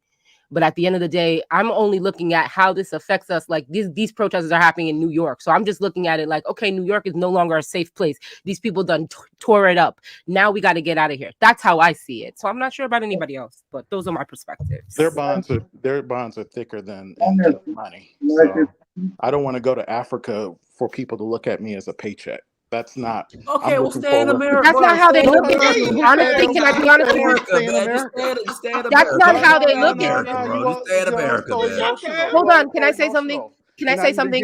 When I just came back from, listen, I was in Nigeria for about a year and 10 months. And let me tell you something. I just came back from there. I'm going to let you know the way they look at you, they don't look at you. We're in different spots from them. We don't hang out with them all the time. I'm not trying to be rude, but it's true. I go out of my way to be included in Nigerian society with proper Nigerians. But if you look at most African Americans I know that have been living there even before I got there, most Jamaicans I know that have been living in Lagos even before I got there, they don't fraternize with the locals. I'm sorry to say, and it's unfortunate. I don't want it to be that way, but that's the truth. You come with your money, you're in a different part of society, you're doing different things from the average Nigerian that's living there. So I don't think that that's the proper way of looking at it. I think we need to start looking at a collective mindset where we can build together, where they can leverage us in the diaspora to bring whatever little resources we have. Okay, we're not multi-million-dollar Chinese people, but we got something for you. Take it or leave it. So that's how I see it. You know what? I like that. That actually works. I mean, it's still individualism at the end of the day. You know, everybody. And guess what? And when you go to the store and the restaurant, they're going to say, "Sa, ma," and that's what it is. And that's it. And you're gonna pay your money the same way you pay. They're gonna pay your. You're gonna pay your money the same way you pay your money to the Italian restaurant, the same way you pay your money to the Vietnamese restaurant. You're gonna pay your money and you're gonna say thank you and be appreciative, and that's it. We don't have to argue with them about being there. They're not gonna stop you. You bringing your money. It is what it is. Wow, it's a transactional relationship. Okay. Go ahead, Leo. Huh? Dennis. Yeah, go ahead. Okay. Let me come. Okay. Black from Hey, Leo, hold on, Leo. You're hold on 1 second. Hold on. You're on two different devices. Hold on. Let me. All right, go ahead. No, let me see. Go ahead. You're good now. Go ahead. Can you hear me? Hear you loud and clear. Go ahead. Yeah. Okay. I don't know what. Okay. Let me try. Okay, black. Hey, Leo, we can't. Leo, you're on your Obama phone right now. It's the connection's not good. No, that's you're on your Obama phone. You're talking using your Airtel minutes, man. You know, you're using your Airtel minutes. MTN. Mashawn, go ahead, Mashawn. Unmute yourself. Mashawn, unmute yourself. All right. Zoe Morris, go ahead. Oh, what's going on? I wanted to ask a question. It's a little off topic. I don't know if you will allow off topic conversations. Go ahead. Well, no, I wanted to ask, like, in regards to the people like the Nigerians, or any other person from Africa, as far as like development. Like, I look at it like, Africa, it has a lot of beautiful sites, and their environment hasn't been destroyed how some of the Western industrialized countries. So how far as far as people that is in a development or want to go back from the diaspora to Africa to do any type of development work, what is the plan in regards to development but not destroying the beautiful resources and beautiful landscape and beautiful environment? Wait, why should you care about that when Tinubu doesn't care about that? It's a shit show in Lagos. I was there. I had fun, but it's a mess. Last thing I'm worried about as an African American when I'm going back to Nigeria is development. That's for them to do. I'll buy whatever you make. I'll buy. That's my job as a diaspora. My job is not to come there and redo the work that the hard men have done. Congratulations, you've done the work, but the water system is not filtering in this apartment. The electricity is not the 18-hour schedule you promised. And you got to stay on their ass. They have to understand if they want to rent to us and they want to be our landlords or they want to sell property to us, we not paying unless it's worth it. So ultimately, the diaspora can come and infuse our capital in places like Accra, in places like Lagos, in Freetown. But the reality is that if they ain't got nothing for us that we can be comfortable in, that's why I see so many African Americans all up in Mexico, because it's more. Can we be honest? I'm sorry. Stable. Thank you. Está bien. You can continue. But I mean, like, what African country are you talking about? See, I'm talking about Lagos in Nigeria. I'm talking about Accra in Ghana, and I'm talking about Freetown in Sierra Leone. The three spots we keep talking about, the places where people is going. Even in those places that are supposedly more developed, we have struggles literally every day. I have an apartment right now. There's problems with the water I'm getting on my WhatsApp every fucking day.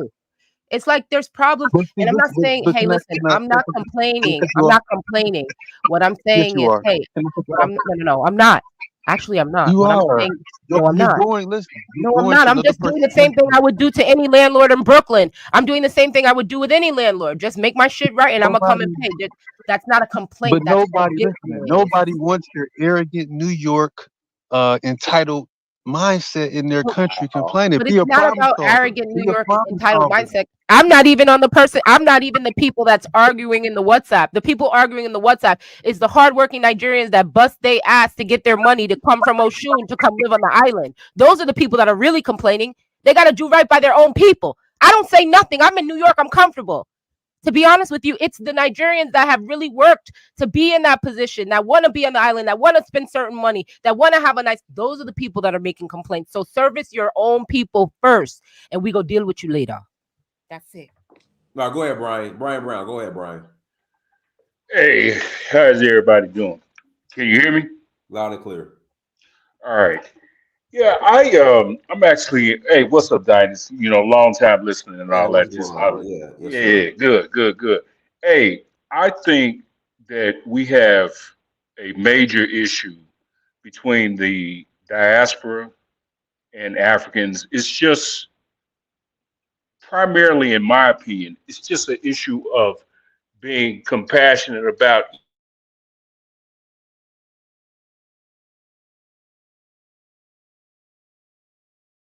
Oh boy, his Obama phone, man, Brian. You know, he a Q though, so I'm not surprised he got Obama phone. He a Q. All right, Mashawn, go ahead, Mashawn. Unmute yourself, Mashawn. Mashawn, unmute yourself. Hello, yeah, I heard you the first time. How you doing, Dinus? I had my phone kept freezing for whatever reason. So you got an Obama phone too. Y'all stop. No, listen. This is these not free phones. These free phones that they give away under the tent at in front of Kroger.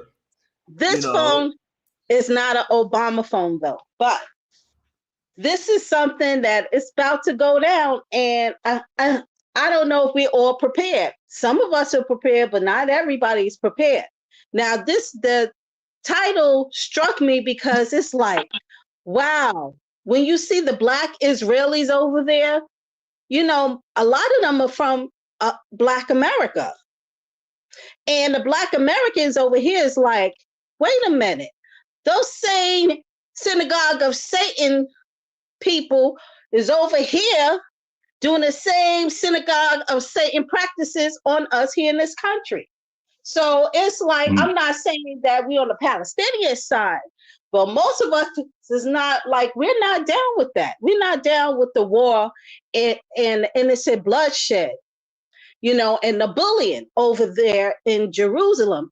And so we all said, wait a minute, now that's them folks' land. You know what I'm saying? That's the Palestinian land. How they gonna go over there and take their land like that from Germany? So what I'm saying is for them to be like over there, to be like, we know how it is to get our stuff taken, because as far as we concerned, most of us, this is our land, America right here. You know, we're the real indigenous Indians, so we can relate to that. Oh But boy, here's the thing. oh God. That's right. Here's the thing. We want to let them know, we're not down with that. We Well, not. I don't know what happened over there. Michelle, which tribe are you from? Which tribe are you from here in America? What tribe am I from? And my grandmother and my great grandmother from? There's different tribes over here as in indigenous Indians. Yeah. You know, the 5 nations enslaved people. We're Black Americans. That's what we call Americans, descendants of chattel slavery. So I know, I've done the genealogy, and I know on both sides where my people are from, and they'll say the same thing all the way 10 generations down. That's for me though. But they need to know when they come over here and retaliate against the American asses, we ain't got nothing to do with it. So that's a problem, to be honest with you. That's a serious problem. And I was surprised to see Texas come out like that. I was like, wow, Texas came out strong in Houston. You know, and that's where mostly the melanated ADOS chattel slavery people come from. Part of Texas, right? Mine come from Louisiana, so I don't know. Okay, well, mine come North Carolina, South Carolina, Florida, all down up in there, Texas, New York, all over, Alabama. So what I'm saying is that they came out to support the Palestinians, and a majority of us are saying the same thing. Now, for them to be over there to war against the Palestinians, it's like, I don't know how to describe it. I don't know what the word is for that right now, because that's a serious thing. Now, how can you tell who's who? All right. I mean, for me, the Palestinians look more ethnic. Many of them tend to have a darker complexion. I understand how they look physically, but my point is, they're Black Americans over there, right? Dinus? And where? As far as the Israelites and the Hebrews over there, that's joining forces with the Israel. Yeah. So-called Israel. Oh, I forgot. Was it Dimona? You talking about the folks in Dimona? That's in the Negev. Yeah, next to a nuclear power plant. So they're joining forces with them. And so that is like, how is that going to go? How do you think that's going to turn out? Because eventually it's going to spill over here. It's going to go throughout the world, really. That's the way it's looking like. And they're provoking the shit. Excuse my French. Now, that's just one group of dudes. I don't think it's going to go that far. Oh, no, I think it's going to go that far. Because you can look at what's going on in the UN and around the surrounding globe. The tensions are rising. Many of us have the same, I don't know, I want to go there. Many of us have the same opposition and enemy who's been trying to destroy the same people globally. Absolutely. Dennis, can I jump in? Yeah. Go ahead, Leo. You see if your Obama phone's working. Go ahead. This is no Obama phone, dude. Okay, here. Now, it's the sister talking about she's Native American, and she mentioned she took genealogy. She never mentioned DNA, right? Genealogy, what that means. How you know is your father is your biological father. Any woman can have a child and call the man she with the father, unless you take DNA test, you can never know if your father is a real daddy. So why don't you take DNA to know exactly where you're from? I mean, well, that's not even the issue I'm trying to address. Now, the other sister, she kind of upset me because one thing I hate about some of our brothers here, talking about going back to Africa, talking about she going back to Africa to help the Africans. Come on. Last time you check in your neighborhood, how many stores you own? And check they use the word diaspora. What is diaspora? You go to Africa, to Nigeria, when they talk about diaspora, they talk about the Nigerians that left and they migrated to America, right? And those are the diaspora that bring a lot of money to the countries. The Africans that live in the US. Go to your neighborhood. We control most of the stores. I mean, I'm in DC. I can take you to Trinidad. Most of the stores, the dollar store, convenience stores, Africans running them. Oh, it's not like that in New York. I'll give you that. And also, what I will say is my perspective is this specifically to what you just said. It's not really about me, is what I'm trying to say. It's actually about those diasporas that you mentioned. Please.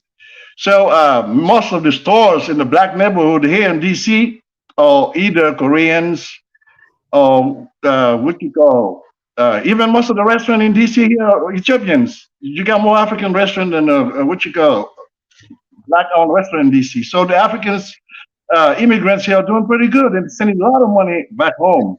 Absolutely. So when you go back to Africa, don't go with that arrogant attitude. I'm going to build over there. I'm going to bring money over there. It's more African. I don't go over there with that attitude. I go over there to party like everybody else. I'm talking. Say so when you talk, I didn't interrupt you.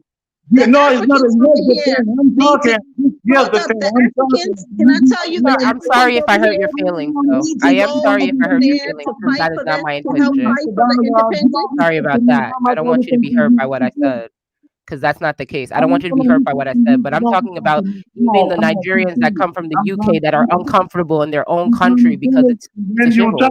It's bad. A lot of work to be done. It is bad over there from what I heard. Even the Nigerian, you know who complains about it the most? The Nigerians that have to go back, the ones that were raised there. They coming from the UK spending their hard-earned money for water that's giving them for bad water, for hard water. But here's the thing, sister. Nigerians over here need to go back and I'll be there in about 3 weeks. Help fight for the independence. And I'll be there in about 3 weeks. And all I see is bare Nigerians complaining. Just be careful over there. Okay. Go ahead, Leo. Go ahead.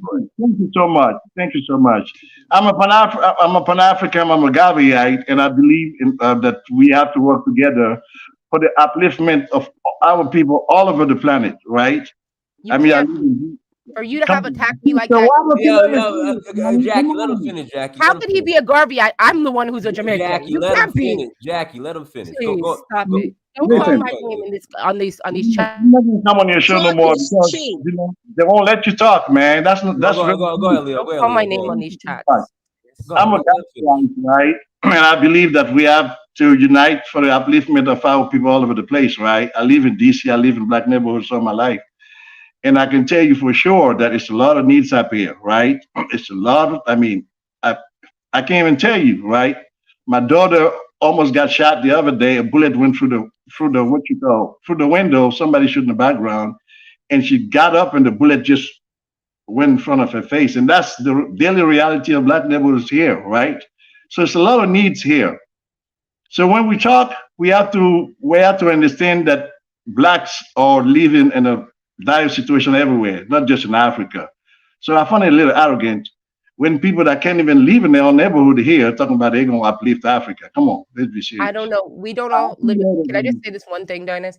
We don't all live in the same neighborhood. You live in the DC metro area, which is way worse than New York City. I'm so sorry that you're going through that. I don't go through that. I just came home at 3 a.m. I live in Bed-Stuy. It is a traditionally black neighborhood. You know, the one where Biggie and Hove came from, and plenty black people live here. My landlord is black. So we're not all in the same type of black neighborhood. Springfield Gardens is a Jamaican neighborhood out in Queens. It's a nice neighborhood, very nice. So I don't see, like, that's the problem. We're not all living the same way, not even in America. So you gotta calm down with that. And I apologize to the brother if he thought I was trying to offend him, because it's not about me. It's about the actual Nigerians that come back home and are not even comfortable in their own country. So it's before we can be comfortable. And so I'm saying, hey, listen, if we come, we just have to kind of deal with it and hope that our money can help us move around. And that, to me, if you're a Garveyite, you should respect that position, because what I'm doing is exactly what was meant to be done. Repatriating the continent and bringing whatever resources I have. I don't give a fuck if you don't like my attitude about it. Excuse me, sir. That's your problem. And Marcus Garvey was actually a descendant of a white man, just to let you know. Oh, God. Okay. All right. But you know what, Jackie, the Nigerians here, they need to take their resources, organize, and go help fight for the independence. They and don't do stand it. and fight. I was just hanging with them last night. They won't do it. They won't do it because they're afraid of their own country. They're afraid to step foot in their country. I'm sitting with a bunch of Igbos last night. They're scared to step foot in their country, how bad it was from childhood that they remember. They can't even believe that there's something decent they can enjoy in their own country. The ones that are living here, that's But unfortunate. guess what? It might That's come a unfortunate. time where they won't have no choice. Yes, all of us will need Africa. So we have to start building it up and start seeing it for what it is. And they have to stop getting upset with our disposition. They have to know we're American. We're used to a certain type of thing. And they have to get over that shit. Really. And at the Well, end of I the don't day, understand why they we also need to be more forthcoming as well. But I don't it's a understand little why bit of they work would on have a both sides. problem with it, because as a Black American, that's something that for me, that's lineage and history that It's a fact. we experience of building this land, as they call America. That's our experience. That's what my forefathers did. So nobody should have a problem with that. But as far as Africa, it's like just like Jamaica. The Jamaicans over here, they have planned, and from what I heard, you're in Jamaica now, right? No, I'm in Brooklyn. Oh, I'm sorry. I thought you said you was in No, I'm not Jamaica. in Jamaica right now. How they're doing the same thing in Jamaica is like unbelievable. And now Jamaicans want to go back home and they're saying they can't. It's crazy to me. So where did they go wrong? What happened? You just left your land and now other nations going to come take your land, and they really had their land though. When I talk about the West Indians, the Caribbeans, and the Jamaicans, years ago they had more holding, more say-so and authority on their land, and now that's changing. And so there's a lot of shit that's about to go down here in this country. I tell you what, and we know this land. Where's everybody else is going to go when stuff hit the fan? I don't know. All right, guys, hit the like button again, please. Hit the like button again, please. Hit the like button. Link is in the chat room. Link's in the chat room. We'll take a couple more callers if you want to call in. We'll take a couple more callers if you want to call in. What is this video? Oh, let me show it to you. Hold on. Let me show the video. Black Hebrew Israelites fighting Palestinians. Hold on. Where is it? Chicago. Okay.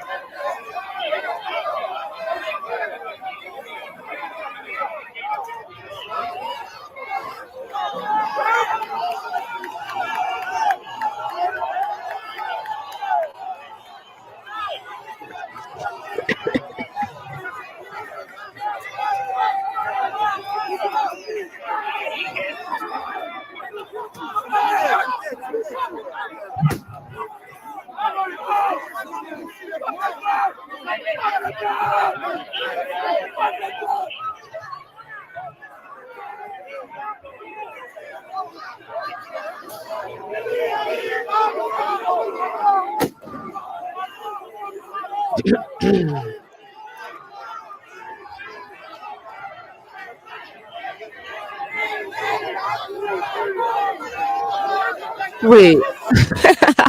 They're fighting for Israel? Yes, Black Hebrew Israelites. No way. I don't Not believe all. that. Oh, Lord. Not That's a all of us. fake. Nah, that's a fake, because the Black usually Hebrew Israelite speaks against the Yep. atrocities that happens So what? in So what do Jerusalem Yep. you think is from happening right here? Israel. So how is that possible? Those are frauds. Those are No plants. way. Yeah. Lord. Yeah. They've been Nah. coming No. after Chicago for a minute.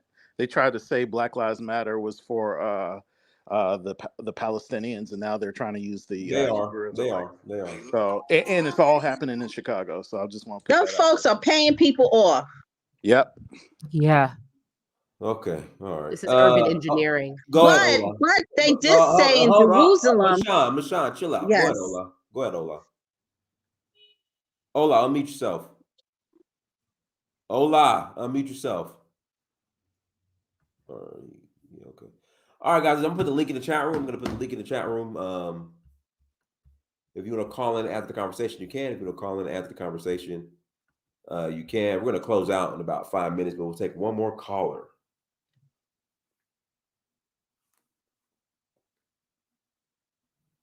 To Niger, anything you want to add? To Niger? To Niger, unmute yourself. Oh, I guess To Niger's gone.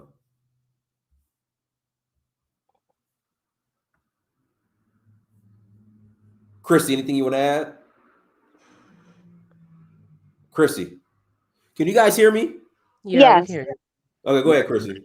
Oh, no, I'm sorry. I was looking at something else. Nothing to add at the moment.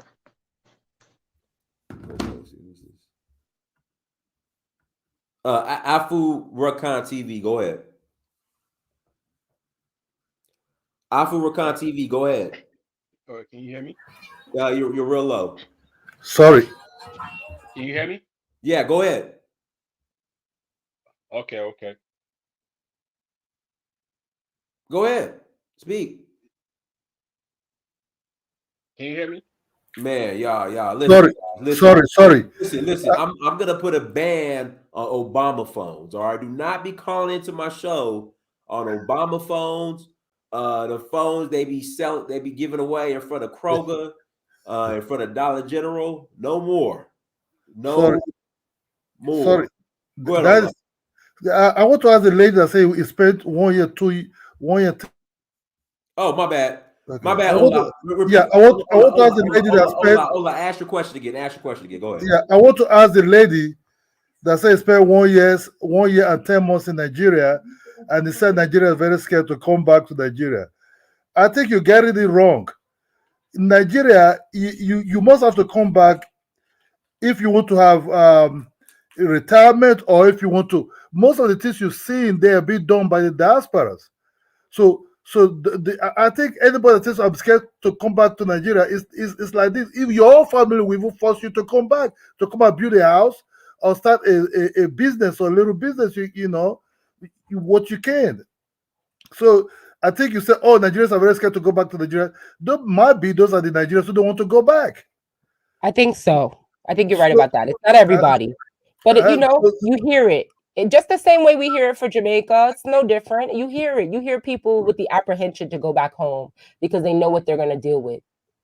It's just problems for them. They're just going to go back, and it's about building a house. It's about doing this, doing that. There's never any enjoyment. Do you understand what I'm saying? It's like a responsibility thing, a duty thing. People are not like, that's how it seems to me with all of our Black nations. It's not just Nigeria.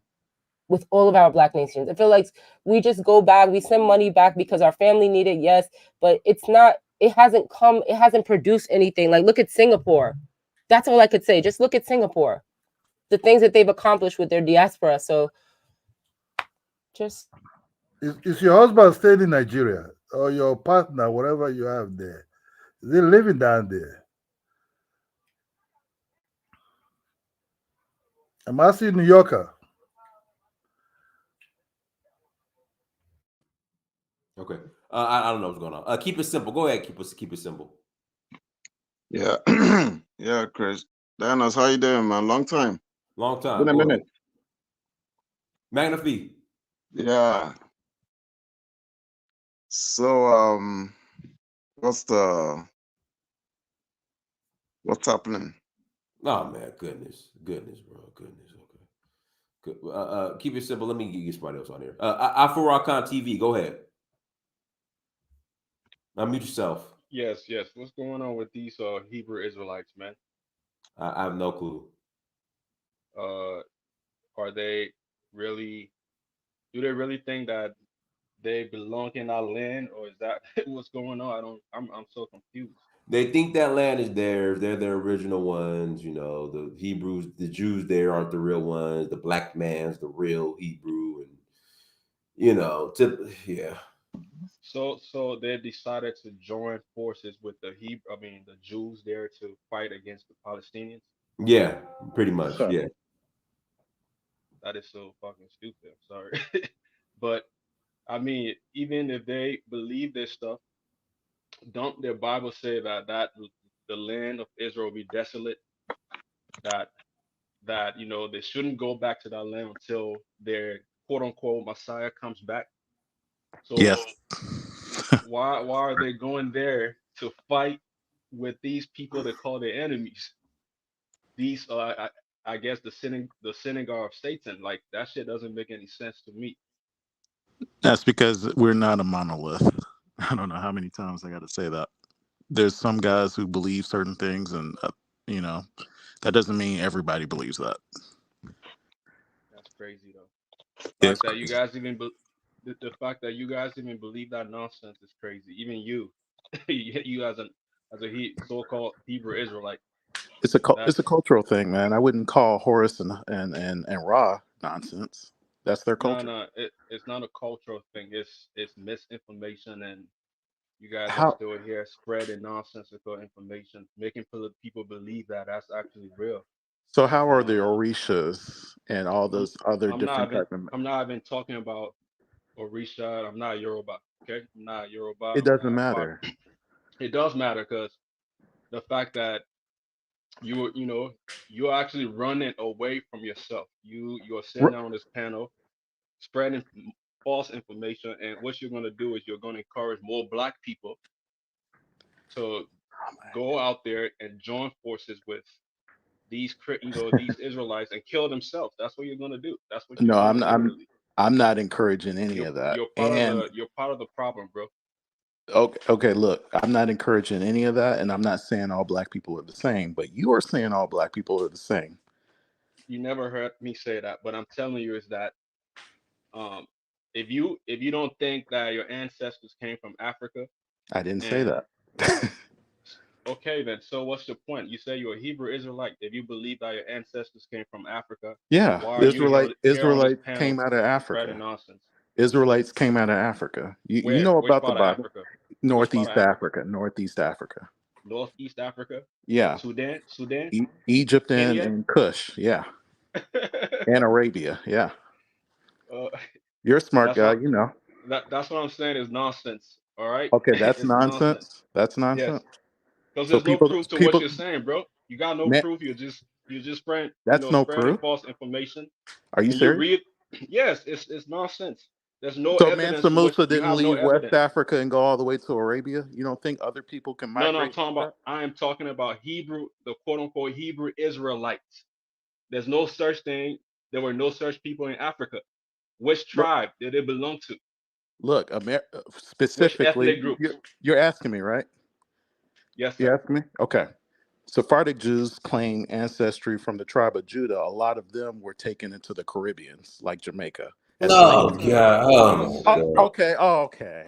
I God! mean, The, you Well, can at there least it is ask me true. for There the is a reference. Sephardic Jewish community in Jamaica. So yeah, You that say is but I'm true. trying to say. they became okay? Hold converts. on, one mic. Chrissy, can you expand on that? After the expulsion of Sephardic or Jews from Spain, some of them did settle in the Caribbean, and actually many of them were plantation owners, especially Okay. around So Chris, Kingston. Let's be specific. You're talking Sure. about non-African white Jews, Yes, correct? I'm talking about white. I Okay, mean, I gotcha. mean Okay, white to my knowledge. Yeah, white. So okay, gotcha. there's Okay. plantation owners. Yes. To her knowledge, but there were black Sephardic Jews. There were also white Sephardic Jews as well because they Oh converted. God. I'm not familiar with that, She's but not familiar with that, but I am. So I'm trying to explain So, it. I'm trying to explain it. If you want so, so, references, I can so, provide are it. you related to those Jews in Jamaica? Then is that what you're saying? Because you call yourself a Jew, so that means that these people that migrated over to Jamaica had to have some type of relationship with you and the rest of the Hebrew Israelites. I want to be brutally honest with you. I don't know. All I All know right, is that no. Let me finish. then you just need All to shut up, bro, and stop spreading nonsense because what you're doing is you no, don't know no, stuff no, bro. and you You keep asked me on. a question. You're not even letting me explain. See, I know history, and you don't. You don't know So I'm trying. history, I'm bro. trying to explain it to you. So what I'm This saying is that I know genetically I'm Semitic. Not all black people are genetically. Semitic. Yes, genetically. Oh, what about via DNA? What about the DNA? Yeah. Well, the Are you DNA. Semitic via DNA? It just means that you have your origins haplogroup A and B that originated in Africa. Haplogroups, No, I'm mitochondria. saying DNA. Or do you have any DNA? In fact, show that connects you to being I don't know, Oh, Hebrew, easily. whatever you call I can pinpoint the locations. Locations are everything. You got Senegal, you got Ghana, you got Nigeria, you got Cameroon, Angola, right? Our So ancestors were taken. A lot of our ancestors were taken from Spain and Portugal. Some of you, all not everybody. Well, Some. so you're white. So you consider yourself to be white then. I never you're a said white white. man, bro. You said your Why you all ancestors. You keep? said your ancestors were taken from Spain and Portugal. You're a white man, I bro. never said the ancestors are white. That's what you all are. Every time I say Jew, you think Ashkenazi or white. That's what you all think. Yeah, You all white don't people know are the that there were original Jews, bro. Not what not you. You're a black man, bro. Your ancestor, like the fact that, listen, black bro, is you another. You know where black comes from? Black comes from Negro, right? That's a bro, Spanish black and means Portuguese. No, listen. Black is the English translation of the Spanish and Portuguese word, which they used to call us, which was Negro. Negro was created back in Spain and Portugal based off of the Yahya bin Negro family, a group of Sephardic Jews all right, bro. Watch this. You who said lived in Spain since and Portugal. I Look it got a up. question. I got a question, right? You said that you are a Jew and your ancestors are also Jew. Okay. Before they came onto this side of the world, right? Okay. What language did they speak? They spoke the languages where you got more than one ancestor. You just don't have two No, ancestors. no, I'm talking about your ancestors, your Jews and your Jewish Yeah. ancestry. They would have spoken Judeo-Arabic, or they would have spoken Ladino, or they would have spoken uh, any other Afro-Asiatic or Niger Congo or Bantu language, or in this case British and Native American, because So that's all mixed in there. they don't have a language pretty much. They just speak everything. Lang- Language doesn't. You speak English. Does that make you a white man? No, but Okay. I have my indigenous, listen, I have my indigenous African language that my ancestors speak, and I still speak to this day, right? So Language has nothing to do with genetics. I mean, if you're Now I gonna have a claim question for you, for everybody. You talking if you're about gonna claim this stuff, then you have to you're gonna have to back it up with I languages, try. I got with references. art. Like there's a lot of things, like artifacts you have to show that your ancestors came from The- this place. Like yeah, I these agree. different parts of Africa. You gotta have proof and evidence to show. You can't just say that I read the Bible and there's reference. There's certain passages in the Bible that I read that point to this. It makes no sense if you read I the didn't book bring the of Deuteronomy. Bible up one time in this whole conversation. But that's what you're basing everything on. It's not. It's the Bible. I At the mean, end of the day, it's a reference. Yes, it's one let Can I me reference. ask can you I a respond to the question. gentleman real quick? Yeah, Can I go ahead. ask a question, please? Now, Dinus mentioned DNA. Dinus, this is for everybody. Who owns those DNA Oh companies? man, here we go. African ancestry. African ancestry. Rick Kittles and Gina Page. Black people. Those are two And black they're people, yeah. doing, Black people. those are the two black people that's doing everybody's DNA, huh? Why don't you take one? I Take don't one. know. It's just kind of hard to believe. No, no, Now, no, from no. what I I was didn't say told, that. Why don't you take a DNA okay. test for African ancestry, see if it comes back Native, Aboriginal American, or whatever you claim to be? They focus Now, on from what I haplogroups. was They don't told, the focus best on autosomal. way, if you have elders who are still alive, and if they have pictures or no, Dan Calloway, conversation is the best Dan way. Calloway. That's where you're getting your No, I don't information even from. listen to Dan Calloway. I don't listen to Dan Calloway at all. So your I'm grandma told going by you what that you're when I hear from my great grandmother or my grandmother and every their time. stories and their pictures tells you a lot too. Where are all these Your look, questions for the your feet. Ashkenazi? You said your features tells you Where your are all these eyes. questions for the Do Ashkenazi? you Where's all this heat? my question to you black people, do you guys hate Okay. Africa that much No, that no. No, I love Who Africa. said anybody hated Can I Africa? no, respond? it's Can I because respond to that gentleman? the fact that you keep on running from yourselves is kind of Running? crazy. You keep saying running from who am I Yes, running you are from? running from yourselves, bro. Who am I Your running your from? ancestors came here as slaves in Who are my America. They were ancestors? You know enslaved better here. than me. Can I ask a Who question to the are you? brother? Are you a black man? And your ancestors came here as None slaves. of us are black. Man, I don't care about all the semantics, man. No. You Like, should care about Yeah, I'm semantics. black.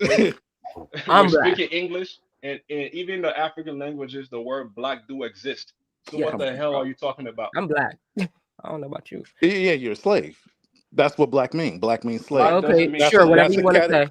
Yeah, that's exactly what history books say. Well, I have a question for the brother that was just asking those questions. I can't see your name because it's small on my laptop, but Common sense. listen, Mr. Common Sense, I want to ask you this. I love Africa.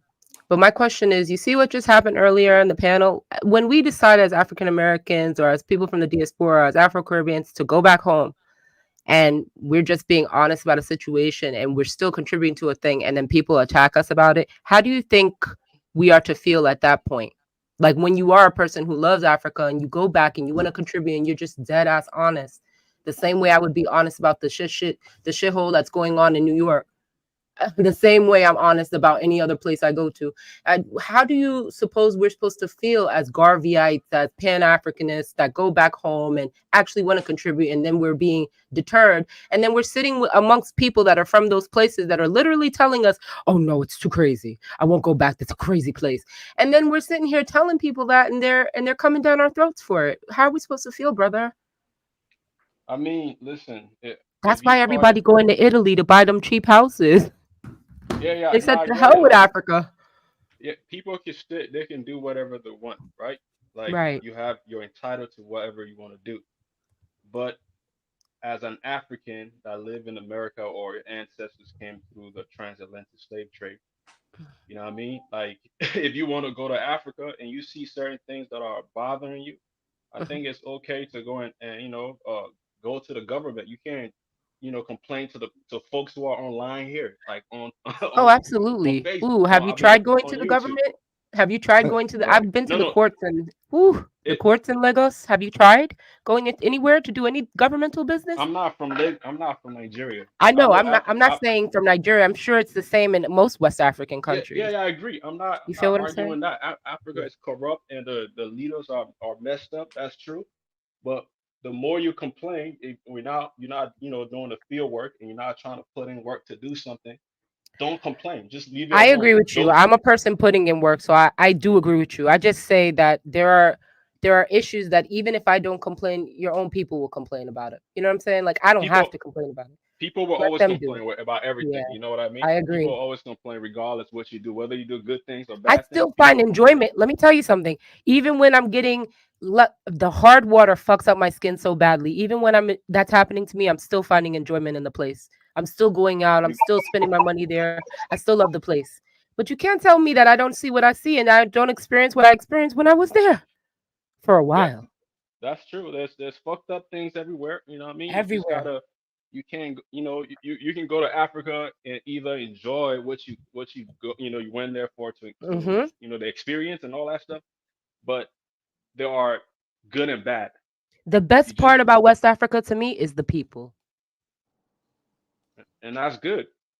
But if you see something, some of the things that are not working, uh, take that to the government. Take your problems, your complaints, go and speak with a local government official, and maybe tell them what to do, and they might make some changes. Look, but it's not gonna happen overnight. That's one That's thing true. we all gotta understand. It takes time. Africa is still in the process of growing, developing itself, and it's not going to be as America overnight. It's going to take some time, and we all have to come together collectively to make that happen. I The agree. more we complain, nothing's going to come. Nothing will happen. So, and it's funny because all these people who are claiming I'm a Hebrew, I'm a indigenous, I'm this Here and we that. go. That's true, bro. Hey, can I It's ask it's Mr. Cummings a it's question real fast? yes. Now, I heard you say you said you I guess you made little of the Bible, right? And I wanted to ask because people that are outside of the Israelite movement, they act as if and it's a lot of fluff. It's a lot of fluff and a lot of lies that have been added to it, but they act as if it's just no type of, when we talk about scripture, that there's no type of connection, there's no type of, it's like it's just we pulled this out of thin air, the people who started this movement. And it's like if you look at the world, we have 7,000 plus ethnic groups.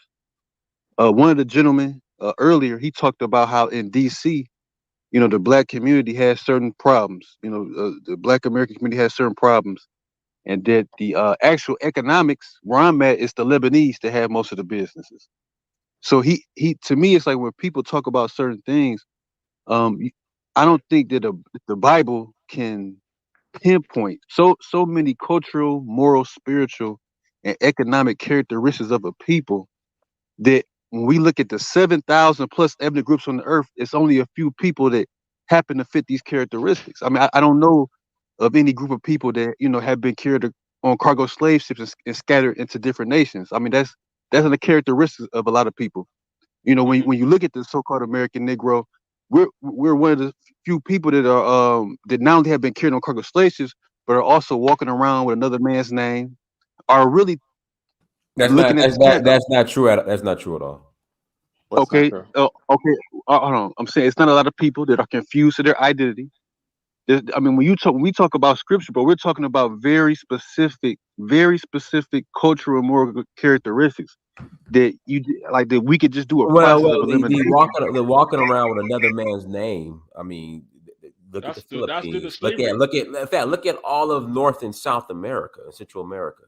Uh-huh. I But mean, Spanish The last Mexicans, names, English last names, French yeah, last names aren't indigenous to this part of the world. well, okay. because Now, when we go to these different, now if we go to Ecuador, we go to Mexico, go to Guatemala, we go to these different places, and we can break down the people. It's still a thing where some of these people, majority of these people that weren't carried there on a cargo slave ship, that were sold for rum, musket guns, sold to be a harlot, like the Bible says what happened. These people still know their identity. These people still have some knowledge of who they are. It's not us claiming to be every dark person and all these characteristics of confusion when it comes to their identity, like we have. yeah, So I'm but just bro, saying, I want to ask the gentleman. yeah, Well, I'm just saying, I want to ask the gentleman without any type of fluff of people trying to bring different things for about being from Portugal and all this type of stuff. Nobody has ever answered the question. Okay, well, if what y'all saying is so false, why is it only a few people on the earth out of 7,000 plus ethnicities, out of the man in Asia, out of the man everywhere around this earth doesn't have these characteristics? Why do we have certain characteristics that just happen to fit what God said His people would be in the last days? Why do you think that we're coming to that conclusion? I mean, They all right. don't. Watch A lot this. of people don't even It's believe very, in God. So it's very simple, bro. The thing is this. First of all, why would you want to be a cursed person? You already, you hurt yourself already. Why would you want to be cursed? I'm cursed. We're the curse. We're the filth. Because if you keep repeating these things, then of course you're gonna create that mentality. That's what it is. Like, just because the white man wrote a book and he created these stories in there, and now you read a book, and then suddenly you found yourself in these stories, and now you made a conclusion that, oh, okay, it has to be me. The Bible itself, the KJV was the completion. I mean, the translation completed in 1611. 4 years later, I think 4 or 5, 6 years later, the first slave ship left the coast of West Africa, 1619 in August. Okay, so don't you think that these things were already planned? Why must there be a God? Why? And even if a God, your God that you speak of, why would he do this to you? correction. The Like, first slaves came from Portugal. why would this God do this for you to you, bro? Think about it. Is this guy so wicked? Is he so selfish to the point where he has no pity that to watch his people go through this heinous crime, one of the worst crime in human history? Why is this guy so evil? You see, these are the kind of questions you need to ask yourself, bro. Why Instead is of God? Why is God evil to you? Where no, are no, you no, coming from that? no, no. I don't believe in your God, but I'm telling you that your Uh, God that you believe in, that created this this curses because you want to be a cursed person. That's because that's what you go around spreading. We had cursed people. We were put on slave ships. We were sold as bondmen and bondwomen. Nobody would buy us. Listen to what you're saying, because what you're doing is you're creating this this illusion in your head. So to be at the bottom of the of the totem pole, really, because if you actually realize that you're not a cursed person, then you will understand how to carry yourself in this world. Yes. But if you keep thinking that somebody had cursed you, you will not know what good of a person you are. So Sir, think about this, bro. Sit down That's and a think. great point. sir, what okay, this is the thing about it. You was making a lot of what ifs, because again, what I'm saying is that you're making an assumption that you don't want to deal with reality. If you're born into a certain situation, if you're born into a cursed lineage, it just is what it Bro, is. leveraging anything from the Bible is a complete what if. So So I just that's so Dinah, it's a so Dinah, complete hold what on, if. Dinah. So you're saying, Dinah. I could right now take a Harry Potter book and find certain attributes of a character or people in Harry Potter, like, oh, that's me, and then run with it. That's right. Okay, So, Dinah, so Dinah, what Dinah. separates the Dinah, why are Bible you from doing that to voodoo? them? I'm just Can curious. I What have a separates the question, bro? Bible from voodoo? What separates that? I'm kind of curious. Say that again. What separates the I guess the Bible from voodoo? When you say separated, it's complete different. It's two completely different, but it's a belief system, right? No, it's not. It's not a belief Oh, system. It's it's a not a culture. belief. It's a It's a culture, culture, right? right? Yeah. What do So you mean that's the it's not same. a belief Now, system? wait. You What do you mean it's mentioned not a I'm just belief? asking voodoo. a question. I'm just asking a Yeah, question. it's a culture and a It's, belief It system. is a oh, And belief it then is a system. some of belief the system. voodoos, No, they it's not have a belief tried to system. cast spells. What are you talking? No, Put curse on people too, especially the enemies. That's not That's a voodoo. belief. That's witchcraft. That's not voodoo. Yeah, Completely Okay, different. Yeah, okay. I was yeah. asking. If I was somebody asking. tries to hurt you, what is your response? That goes for everybody. It's Well, They're not an trying to hold destroy on. organized you and your family. system. No, this is my question. This is my question because Dinah said it's a culture, right? So that's in that culture they have certain traditions and practices. I respect that. It seems like the microscope is on the culture of the Hebrews in the Bible. That's all. No, I'm but the just No, trying brother's to no, find. no, saying, no, no, no, no, but I no. think That's what the not it. brother is saying, hold on. I think what the brother is saying is, why would you choose to continue to follow a doctrine that is responsible for the detriment of your people? No, We know that Europeans the are Bible is responsible for pretty the much the detriment. tool that was used to destroy our culture. Why would we go by that? Facts. No, no, no, no, no. You all getting it confused. No, sir, When you have you're confused. listen. When you have Anglo Saxons taking, let's say, the culture of another group of people, and then they do it in the name of that culture, that doesn't mean that the culture is inherently bad.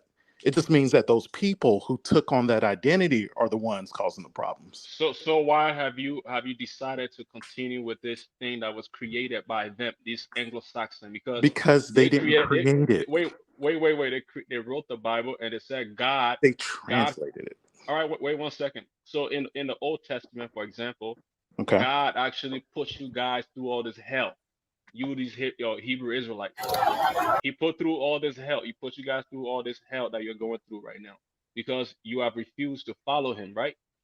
Okay. Now the God is playing. He's playing games on your mind because he already, even though he already know that you're gonna make mistakes, but then he still gets mad when you make mistakes. You see? Yeah. Hey, can I chime You in? see? I have a question. I have a There you question. go. V Enjola, go Yeah, ahead. I love Yes, bread, yes, I have man. a What's up, question. brother? V Enjola, go ahead. I have a question. Okay, it's in line with what my brother from Liberia just asked. Okay, my Mhm. question is to ask you the same question. Okay, what is a belief system? A belief Good question. system is something that's based on faith, something that you believe in, right? Right. You cannot challenge anybody's belief system to say it's true or false. Hmm. I can look at a piece of rock and say this rock has power. It will give me power when I keep it in my left pocket. That's my belief. I can't debate that to say it's true or false. That's the same thing with the Bible, the Quran, or any religious text. Right. It's based on belief. So if you choose to believe that you come from Israel and that's your origin, that's your belief. Go ahead and pursue that belief. Go to Israel and live out your Hebrew life. I can't tell you not to do that. But don't come amongst people that are not about that and try to convince us that we are that when we're No, telling you I we're not never that. tried to convince Yeah, anybody. yes, you guys are. You Oh, guys are. no, no, You no, guys no, are no. saying that. No, hold on a second. You guys are saying the Igbos are Hebrews. The Yorubas are Hebrews. This group is these tribes are Hebrews. And when I go amongst these tribes, they laugh at you guys. So you hadn't been to any Igbos who said that themselves? And they get It's a very joked. minute. They get clowned. And the Igbos that I Yeah. hold on, let me finish. The Igbos that I went in front of said that they are really white people that just happen to be burnt by the sun. But they're white. I've been But around Igbos who Highness, said how that many of the Igbos, Their how exact many words. of the different tribes in Nigeria are Muslims? Or all throughout Africa? Mashawn, you're all over the place, Mashawn. I asked you that because hold up, where did the Quran come from? Where did the Muslim belief come from? Arabs. Right. Yeah, So it came from Arabs, just like you could say the Bible. okay, came so from where Arabs. did the Arabs come from? Ishmael. The and Middle East. And Joktan. Yeah. And who are they? Are they what? They're Semitic. Melanated, light, white. They're black. y'all just What we wanna would claim say today, we would say everybody, they're black. They're black. The Inuit people are melanated. It doesn't mean that's us. Yeah, exactly. Good point. So just because you have Adamese or different looking Just because you African have looking melanin, people in Asia, that doesn't make them the same as a that's not West us. African. There's a lot of people in the world. There's a lot of experiences, and there's a lot of people in Africa. People that were taken as slaves and brought to the Americas lost their culture, lost their perspective on what is Africa. The only perspective our brothers and sisters have here is black and white, because that's what was defined to us here. Yeah. So you can't take that and try to superimpose that over a more sophisticated reality. It's not going to work. I The agree. world is not black and white. Yeah. It is just not. And the Bible even puts us in the wrong place in Africa. Like, we're not from there. Not We're from where? from good Lord Jesus. All right, never mind. Okay. But the Can I chime in? Bible consists of many books, just like the Quran and just like the other Bible and religious Like texts. Vudun, just like Ifa, just like maybe they're not written like you want to see it, but they're actually religious traditions that exist all over the world, not just I want to here. chime in real quick. Y'all don't mind? Yeah, go ahead, Theo. Go ahead. Hey, so listening, my original question was, how do you establish, Hebrew Israelite ancestry? And from listening to the last brother, it sounds like it's all circumstantial, right?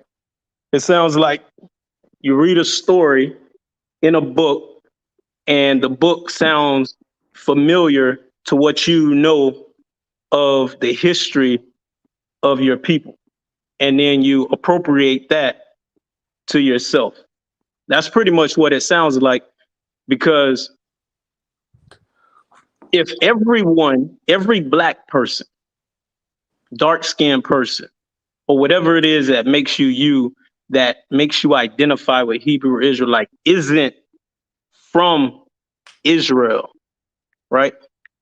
What is it about you as an individual that you can definitively say ties you to Hebrew Israelites, right?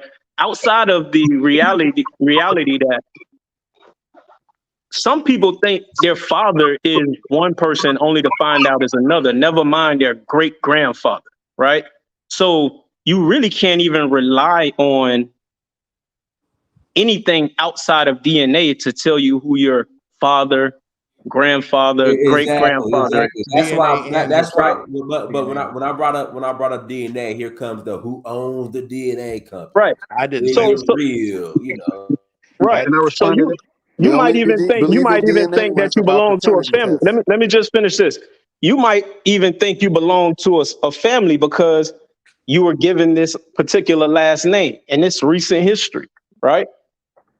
Only to find out that's not true. Never mind saying that you belong to a tribe in the Middle East where today, I don't know about the history, most people don't look like you, right? You don't share the same culture as of today.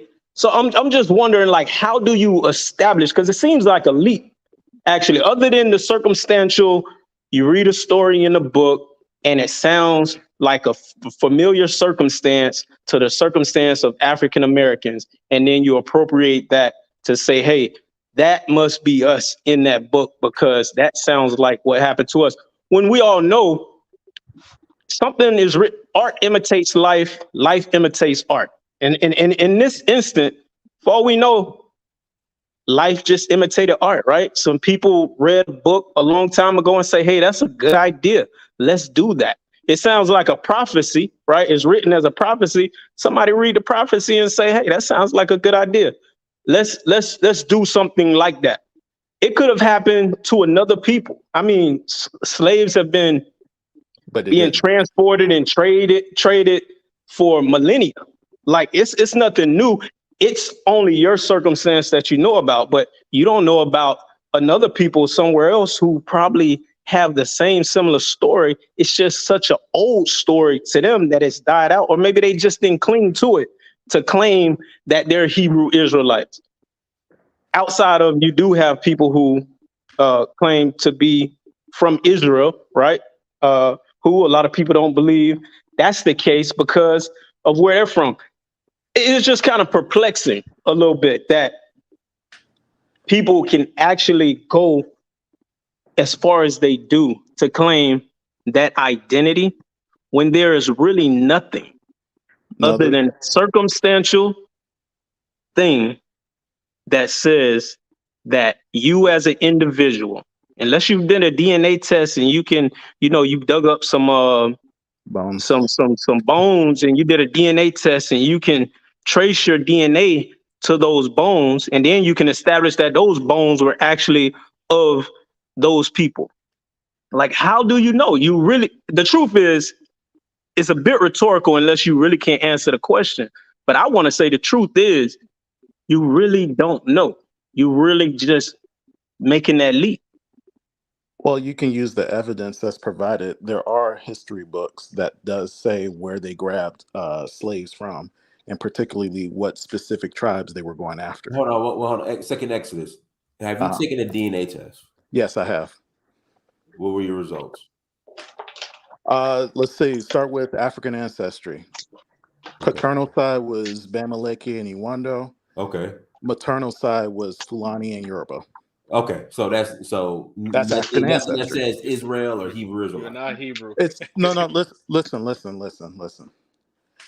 If you all are making the arguments that the people who are living in the land today should be the same people that were there 4,000 years ago, and we know America wasn't even like that. Yeah, but you should share the DNA with the people. No, the DNA you share is the DNA you share. There was for the Americans, there were Native Americans, indigenous Americans that lived here in Texas and Alabama and all those areas. There is not that many. The ethnic groups of those people have moved out. One mic. But if they take a DNA test, it's gonna show their tribe. Whether it's Cherokee or Choctaw or whatever.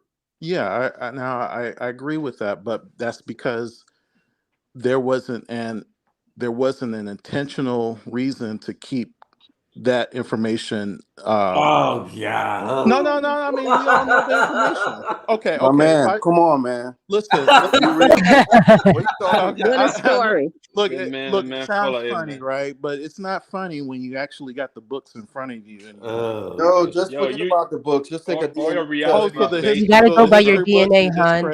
Yeah, just take your DNA test. Forget about the books. I can tell you I spoke to a professor. His name is Dr. Rob Spencer from MIT. And I'm not the type of person that wants to go around taking folks' cultures if it doesn't belong to me, right? That's what So y'all doing though. But that's what no, you no, guys are no. But doing. that's not That's me. what you guys are doing. I That's what you can't guys Person are say anybody you're doing. else. Hebrew and you're not. That's what you guys I are am doing. That's Semitic. what you're I doing. said I was Semitic. I never came out here But and you're said I'm a not. Those people Hebrew are not Israelite, Semitic, though. brother. Those But people you're are not not Semitic. Semitic No, people. Does your yeah. DNA say you're Semitic? You're Look, West I'm trying to African. tell you all, but you all know more than me. Yeah, You but said So, you you said gave you so, up took a your Oh, DNA okay. tribe. I'm test. literally telling you all the history. I'm literally telling you my results. So Okay. you as But an you Okay, go individual, ahead. you took Go a ahead. Go ahead. DNA Go ahead. test Go ahead. and you know you're Semitic, basically, I know via I'm. DNA. Listen, let me tell you how he defines Semitic. So, No, okay. no, No, no, because no, no, no, no, Mama no, no, Linka no. is Listen, listen, Semitic.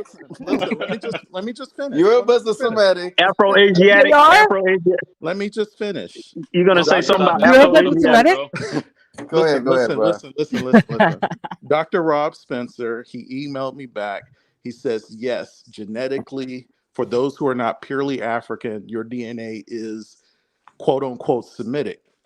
I However, was I the was almost believing you, bro. You just no, tried no, to no, sell no. it. Listen, And listen, let him listen, finish. Yeah. Let him finish Let's hear it. uninterrupted, please. Go ahead. listen. Go ahead. Yeah, listen. He said that the way they use Semitic today is, which is what you all are telling me, is that you go by language and culture. And so he said, based upon your DNA, it's found in Africa, even though it is genetically Semitic, yes. But are you culturally Semitic? Probably not. Even then, he said probably because he doesn't know me. So the point that I'm saying is that a lot of, I won't say every African American, I'm speaking for African Americans, but most African Americans have 60% haplogroup E. That traces back to Semitic cultures. Am I saying all of those Semites are Jews? No, I'm not.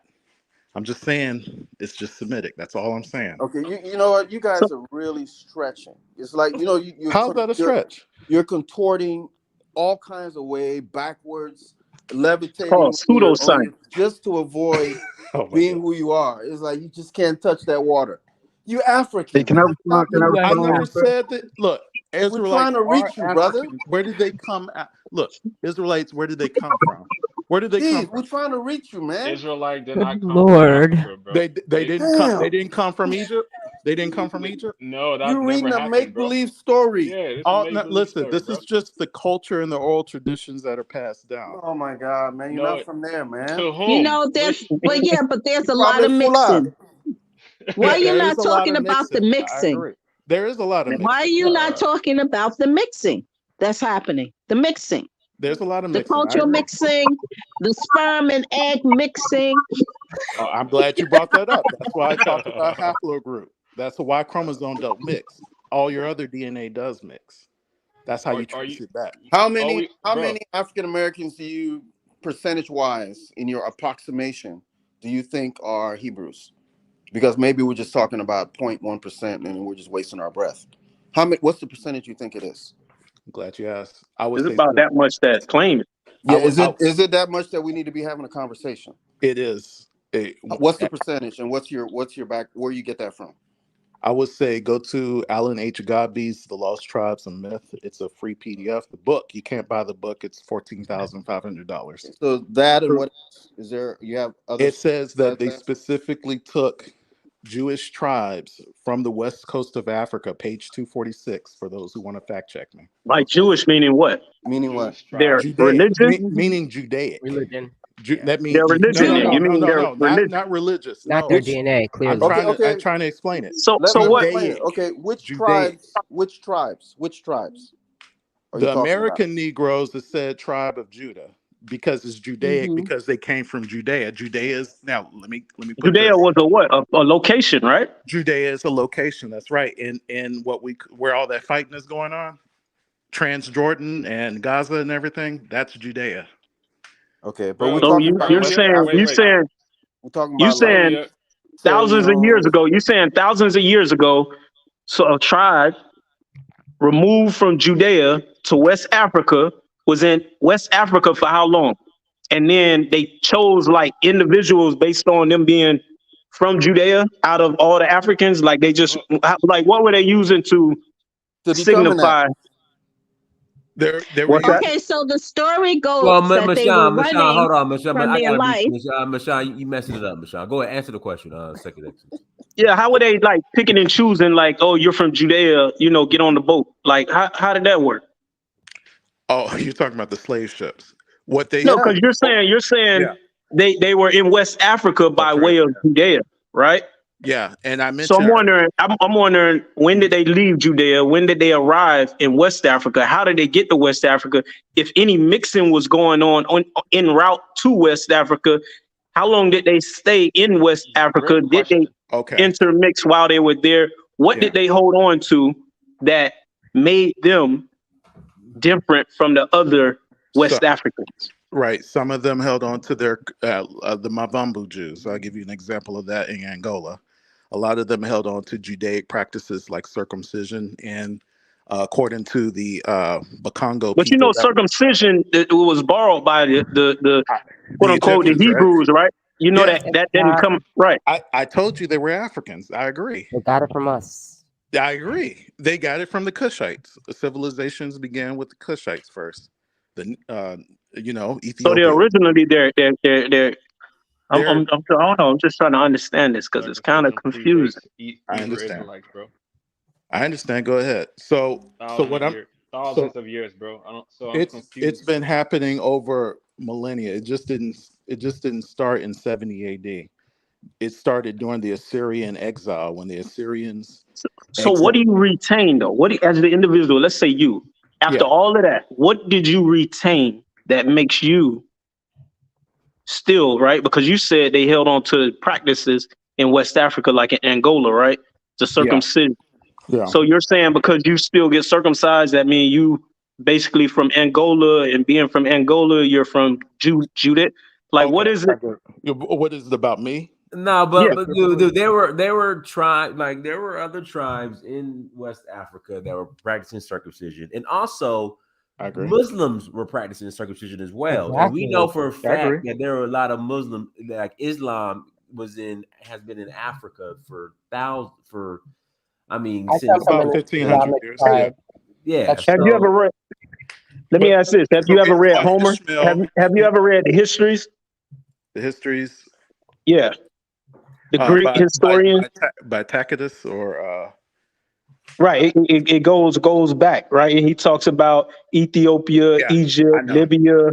He talks about the Middle East. He Yeah. didn't mention the Hebrew Israelites one time in that. He talked about the cultures. He talked about the cultures that practiced circumcision, but you don't hear about. He's subscribes that to Ethiopians and Egyptians. As a matter of fact, that's how he kind of identifies them as sharing the same culture. Well, right? So Ethiopian was a catch-all term for black people or dark-skinned people, right? The Greeks used it that way. It wasn't to a degree, just it wasn't because just Egyptians were described as dark also without being called Ethiopian. Yeah, no, well, they describe like what's his name? It's slipping my mind right now, but Well, let me read this super chat. All gas, no brakes. Why are the Hebrew Israelites in the hot seat when the West Africans and Haitians are far more indoctrinated by Christianity than Black Americans have ever been? I don't know. Nah, Black America, we definitely been indoctrinated. I can't. Everybody's indoctrinated. Yeah. We love man, Jesus. I'll even say to the point where I would say Black Americans were more indoctrinated because at least Haitians and West Africans, specifically Haitians, hold on to voodoo or indigenous African practices. Meanwhile, Black Americans, that's true. That's true. And that's because of the nature of the type of Christianity. That's Catholicism. I mean, there's hoodoo here, so there's some part of West African tradition that was retained by Black Americans. To answer that question about the cultures and how they retain it, is a good paper by Yohanatan Lazar. He traced the Sephardic Jews to Dominican Republic. They kept some of the cultures. God. All this Jew stuff, bro. I'm literally telling you a But scholarly how? paper. Huh? How? You're saying because of practices? Because practices can be borrowed. Cultures get appropriated too. So You appropriate the culture, and now you're of the culture. It's not Is what you're saying? appropriation when you take DNA tests. It's pretty thorough. It's not Okay, just so you it's say just not DNA somebody like established that. Ashkenazi coming out of nowhere saying, But bro, your So it tied DNA them to test you what taking has exactly? not To proven anything, bro. But Like what he does said, your wait, DNA say? he said, my listen, he said DNA says he Semitic. took a DNA test. He took a No, DNA it test. don't. It said Fulani Yoruba and That's Bemaliki. African ancestry, and they only take the DNA of haplogroups. They don't even consider the rest of your DNA. Which So other for What? DNA? well, down they're talking about doing an autosomal DNA test. But when I took it Bro, back in 2012, 2015, they were only doing the patriarch and the matriarch clan. And those are haplogroups. And to be honest with you, I didn't want to be mean about it, but all this your Yoruba stuff, you can't tell because there's going to be people. Yoruba is a culture. It's a group of people, but it's still a culture. So you can have the same. I can have a brother. A brother goes over here and becomes Yoruba. I stay American. We still have the same DNA. That doesn't make me Yoruba. So what African ancestry did, they took a bunch of people and they matched you up to their DNA and said, "Oh, you're this group." It's disingenuous, but Um, look, I'm being honest. I'm being real. no, the reason why I say is because like I find it to be very spot on, the DNA test that I did with African ancestry, because before I did it, all the Africans that I ever come across had always told me, just based off of my face, that I was Fulani. And then I found out that I was 99.99% Fulani. And I was. I'm Look, African. Hey, you, Brother, you can I ask African. a question? Can I ask a question though? yeah, go ahead. See, this is the thing about it. 'Cause I wanted to respond to the gentleman Theo, where he Mhm. said he said you're reading a book that has prophecy in it, and you're making this leap, right? And again, I would think that this conversation like bears witness. Like where are all these groups of people that are confused and cut off from their heritage, like the Bible says they would be? Like I just don't understand how we keep glossing over. It's 7,000 ethnic groups on the earth. When you pull up in Emo Land, when you pull up in Lagos, we looking honestly, at people I don't think we the only ones, brother. I think we the only ones we here talking about it. But I think it's plenty of people claiming ancestry that they really ain't sure of. It's just tying themselves to some glorious past, right? I think there are plenty of people on earth who claim. I think there's people in England probably claim ancestry that they really not tied to, or they just don't know. They're trying to make the connection. There are people. There but were people in Germany who we know there were people in Europe who made claims, and guess what? True or okay. false? People have been doing it. People do it. We're not the only ones that's confused, or we're just See, who here's the we hear problem. talking. But I'm saying, sir, the man in Germany, the man in Germany has his name, he has his land, he has his language. The man in Germany is not confused the way the American Negro is. Like that's what I'm trying to get you to That's understand. He's not bro, making. Listen, sir, bro, listen. All I'm saying is right. that to me, when you talk about a people that has been discontinued to their heritage, like the Bible says, right? I just don't see all these different groups that now not only have other characteristics that match the Bible and the covenant, but all having all these conversations about being from this land or being from that place, or I'm the original Egyptian, I'm the original Chinese. These people are confused to their identity Okay, like we I'll give are. you this. I'll give you this. If that description, if that description is what identifies you as Hebrew, according to all who accept it, then that's what it is. You get what I'm saying?